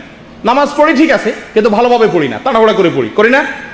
রোজা রাখি ঠিক আছে, রাখি আবার টেলিভিশন রাখি দেখি, তাহলে কাজটা ভালোভাবে, রোজাটা ভালোভাবে হলো না। রোজা রাখি আবার গীবত করলাম, গুনাহের কাজ করলাম। আল্লাহ তাআলা পছন্দ হলো তুমি যেটুকু আমল করো ওইটুকু আমলকে কি করো? ভালোভাবে করো, সঠিকভাবে করো, মজবুত ভাবে করো। কারণ কোরআনে কারিমে আল্লাহ তাআলা বেশি আমল করতে বলেন নাই। ভাই কিয়ামতের ময়দানে আমাদের জিজ্ঞাসা করবে না কার আমল কত বেশি। আমাদের কাছে আল্লাহ তাআলা চান কত সুন্দর আমল হয়, যেটুকু করি ওটুকু কি হইতে হবে? ফ্রেশ হতে হবে। নামাজ পড়বো ধীরে ধীরে, রোজা রাখবো তো রোজা রেখে কোনো গুনাহের কাজ করবো না, মিথ্যা কথা বলবো না, ঝগড়াঝাটি করবো না, গীবত শিকায়ত করবো না, টেলিভিশন দেখবো না। আসতেছে রমজান মাস, নিয়ত করবেন তো ইনশাআল্লাহ, পাক্কা ইরাদা করবেন যেটুকু করবো সেটুকু ভালোভাবে করবো। দেখেন ইসলাম সব জিনিসকে ভালোভাবে করতে বলে, এমনকি জবাই করার ক্ষেত্রে রাসূলুল্লাহ সাল্লাল্লাহু আলাইহি ওয়াসাল্লাম বলছেন ওয়াইদা যাবাহতুম ফাআহসিনুজ যাবহাতা, জবাই করো সেটাকেও সুন্দরভাবে করো, যেন তেনভাবে করে না, যেটা তো পশু তো মারাই যাবে, ঠিক আছে, যেমনি সেমনি করি না, ধার দিয়ে নাও ছুরিকে, যাতে করে তার কষ্টটা কম হয়। তাহলে সব কাজে ইসলাম আমাদেরকে সুন্দর করে করতে বলে, ভালোভাবে করতে বলে। করবেন তো ইনশাআল্লাহ? যেটুকু করবেন ওইটুকু ফ্রেশ করে করবেন, আল্লাহ তাআলার কাছে এটা বেশি প্রিয় হবে। আল্লাহ তাআলার কাছে সর্বশেষ যে পয়েন্টটা বলে শেষ করবো সেটা হলো দুটি ফোঁটা আল্লাহ তাআলার কাছে প্রিয়, দুটি ফোঁটা আল্লাহর কাছে প্রিয়। হাদিসে রাসূলুল্লাহ সাল্লাল্লাহু আলাইহি ওয়াসাল্লাম বলেছেন লাইসা শাইউন আহাব্বু ইলাল্লাহ মিন কাতরাতাইন ওয়া আথরাইন, কাতরাতুম মিন দুমুইন ফি খাশিয়াতিল্লাহ ওয়া কাতরাতু দামিন তুহরাকু ফি সাবিলিল্লাহ। দুই ধরনের ফোঁটা মানুষের শরীর, এর পানি, যে চোখের পানি আল্লাহর ভয়ে মানুষের চোখ থেকে বেয়ে পড়ে, এটা আল্লাহর কাছে অনেক প্রিয়। ভাই আমাদের অন্তরগুলো পাথর হয়ে গেছে, আল্লাহর ভয় আমাদের চোখে পানি এখন আর আসে না, আমাদের আসা যাওয়া হয় না, উঠা বসা হয় না, ঈমান নবায়ন করা হয় না, যার কারণে আল্লাহর ভয়ে চোখের পানি কয়বার পড়ছে আমাদের জীবনে। ভাই বহু মানুষ আছি আমরা, বহু কপাল পড়া আছি জীবনে, আল্লাহর পাকড়াও, আল্লাহর আযাব, আল্লাহর গজবের ভয়ে চোখের পানি কখনো আসে নাই। মনে রাখবেন চোখের পানি আসা এটা সৌভাগ্যের আলামত। হাদিসে আসছে দুর্ভাগা, কপাল পোড়া, জাহান্নামী হওয়ার আলামতের মধ্যে থেকে একটা হলো চোখ শুকিয়ে যাওয়া, চোখে পানি না আসা। আল্লাহ আমাদের সকলের অন্তরগুলোকে নরম করে দেন। আল্লাহর ভয়ে যেন আমাদের চোখের পানি আসে, আমরা যেন আল্লাহর কাছে ক্ষমা চাই, আল্লাহর আযাবের ভয়ে যেন আমরা ভীত থাকি, এবং সেই ভয় আমাদেরকে অনেক দূর নিয়ে যাবে। প্রিয় দিনী ভাইয়েরা, জীবনে বহু কাঁদা আমরা কেঁদেছি, বহু চোখের পানি আমরা সবাই ফেলেছি। আল্লাহর কসম পরীক্ষা করে দেখেন, ইমাম আব্দুল্লাহ ইবনে মুবারক রাহমাতুল্লাহ আলাইহি বলেছিলেন, যেটার ফার্সিতে কবিতা আকারে একজন কবি বলেছিলেন সালেহাতু সঙ্গে বুদি দিল খারাশ আজমুদে এক জামানা খাকে বাস। সারা জীবন তো পাথর হয়ে কাটালে গো, একটি মুহূর্ত জীবনের মাটি হয়ে দেখো কত মজা। বিশ্বাস করো পাথর হয়ে কাটানোর মধ্যে মজা নাই, স্বাদ এবং সমস্ত মজা হলো মাটি হয়ে কাটানোর মধ্যে। শক্ত হয়ে থাকার মধ্যে মজা নাই, নরম হও, চোখের পানি ফেলো, আল্লাহর কাছে মাপ চাও। আমরা দুনিয়াতে যত কাঁদা কাঁদি, কোনো ব্যথায় কাঁদি, কোনো বিরহে কাঁদি, সে কাঁদার পরে দেখবেন শরীর ভার হয়ে যায়, অস্থির হয়ে যায়। আল্লাহর কসম পরীক্ষা করে দেখেন, আল্লাহর ভয় অন্তরে জাগ্রত করে যদি চোখের পানি ফেলতে পারেন, সেই কাঁদার পরে দেখবেন মন, মস্তিষ্ক, কল্ব, অন্তর, মাথা সব ফ্রেশ হয়ে গেছে। আল্লাহর প্রিয় কাজগুলোর ভিতরে একটা হলো তওবা করে আল্লাহর ভয়ে ভীত সন্ত্রস্ত হয়ে নিজের গুনার কারণে চোখের পানি ফেলা। আল্লাহ তাআলা আমাদের সকলকে আমাদের বেশি থেকে বেশি আল্লাহর দরবারে রোনাজারি করার তৌফিক দান করে। এটা আজকাল সোনার হরিণ হয়ে গেছে, সোনার হরিণ হয়ে গেছে ভাই। আমরা আল্লাহর ভয়ে চোখের পানি একাকী নির্জনে, রমজান আসছে ইবাদতের মাস, আল্লাহর কাছে দুই হাত তুলে, হাত তোলা ছাড়া একাকী বসে নিজের গুনাহের কথা স্মরণ করে, এই গুনাহের যে শাস্তি আল্লাহ তাআলা দুনিয়াতে দিবেন সেগুলোর কথা স্মরণ করে অন্তত চোখের পানি ফেলার অভ্যাস করি। আল্লাহ আপনি আমাদের সকলকে নরম হওয়ার তৌফিক দান করেন, আমাদের অন্তরগুলোকে আবাদ করে দেন, আমাদেরকে পাথর বানায়েন না আল্লাহ। আল্লাহ আমাদের অন্তর যেন পাথরের মতো না হয়, আমরা শক্ত হয়ে গেছি, আমাদের অন্তর পাথরের মতো শক্ত হয়ে গেছে, চোখের পানি আসে না, তওবা আসে না, ভয় আসে না, এটা কপাল পড়া হওয়ার লক্ষণ। আল্লাহ তাআলা আমাদের সকলকে হেফাজত করেন, আল্লাহ তাআলা আমাদের সকলকে রহম করেন। পড়ে আল্লাহর রাস্তায় যদি মানুষ জিহাদ করে নিজের রক্তকে প্রবাহিত করে দেয়, শহীদ হয়ে যায়, শাহাদাতের মর্যাদাকে বরণ করে নেয়, তো সেই যে রক্ত ফোঁটা মানুষের শরীর থেকে পড়ে, সেটাও আল্লাহ তাআলা কাছে কি। আল্লাহ তাআলা আমাদের সকলকে আল্লাহর যত প্রিয় কাজের কথা আমরা শুনলাম, বললাম, এই কাজগুলো অনুযায়ী আল্লাহ তাআলা আমাদেরকে আমল করার তৌফিক দান করেন, আল্লাহ প্রিয় পাত্র হওয়ার তৌফিক দান করেন। মনে রাখবেন আমরা দুনিয়াতে যত কাজ করি, যত যাই করি না কেন, এই সব কিছু আমাদের কোনোটাই আমাদের স্থায়ী উপকার বয়ে আনবে না। আমরা যদি কিছু নেকামল করে যাই, এটাই আমাদের কবরে যাবে, এটাই আমাদের স্থায়ী উপকার বয়ে আনবে। মনে রাখবেন সবচেয়ে বড় আপন আপনার নেকামল, এই নেকামল ছাড়া কেউ যাবে না, কিচ্ছু যাবে না ভাই। যত দামি গেঞ্জি কিনেন, যত দামি শার্ট কিনেন, ওই সবচেয়ে কম দামা কাফনে কাপড় পরে নেওয়া হবে। ডব সাবান যতই মাখান, সবচেয়ে কম দামা সাবান গায়ে দিয়ে আপনাকে নেওয়া হবে। যা কামাইতেছেন, যাদের জন্য কামাইতেছেন, মিথ্যা কথা বলতেছেন, অন্যায় করতেছেন, এগুলো সব মানুষ ভাগ বটরা করে নিয়ে যাবে। আল্লাহর কসম আপনার আমল ছাড়া আর কিচ্ছু আপনার কবরে যাবে না, ঠিক না? আল্লাহ তাআলা আমাদের সকলকে আল্লাহর প্রিয় পাত্র হওয়ার তৌফিক দান করেন। আল্লাহর প্রিয় আমলগুলো বেছে বেছে খুঁটি খুঁটি করার তৌফিক দান করেন। ওয়া আখিরু দাওয়ানা আলহামদুলিল্লাহি রাব্বিল আলামিন। আসসালামু আলাইকুম ওয়া রাহমাতুল্লাহি ওয়া বারাকাতুহু।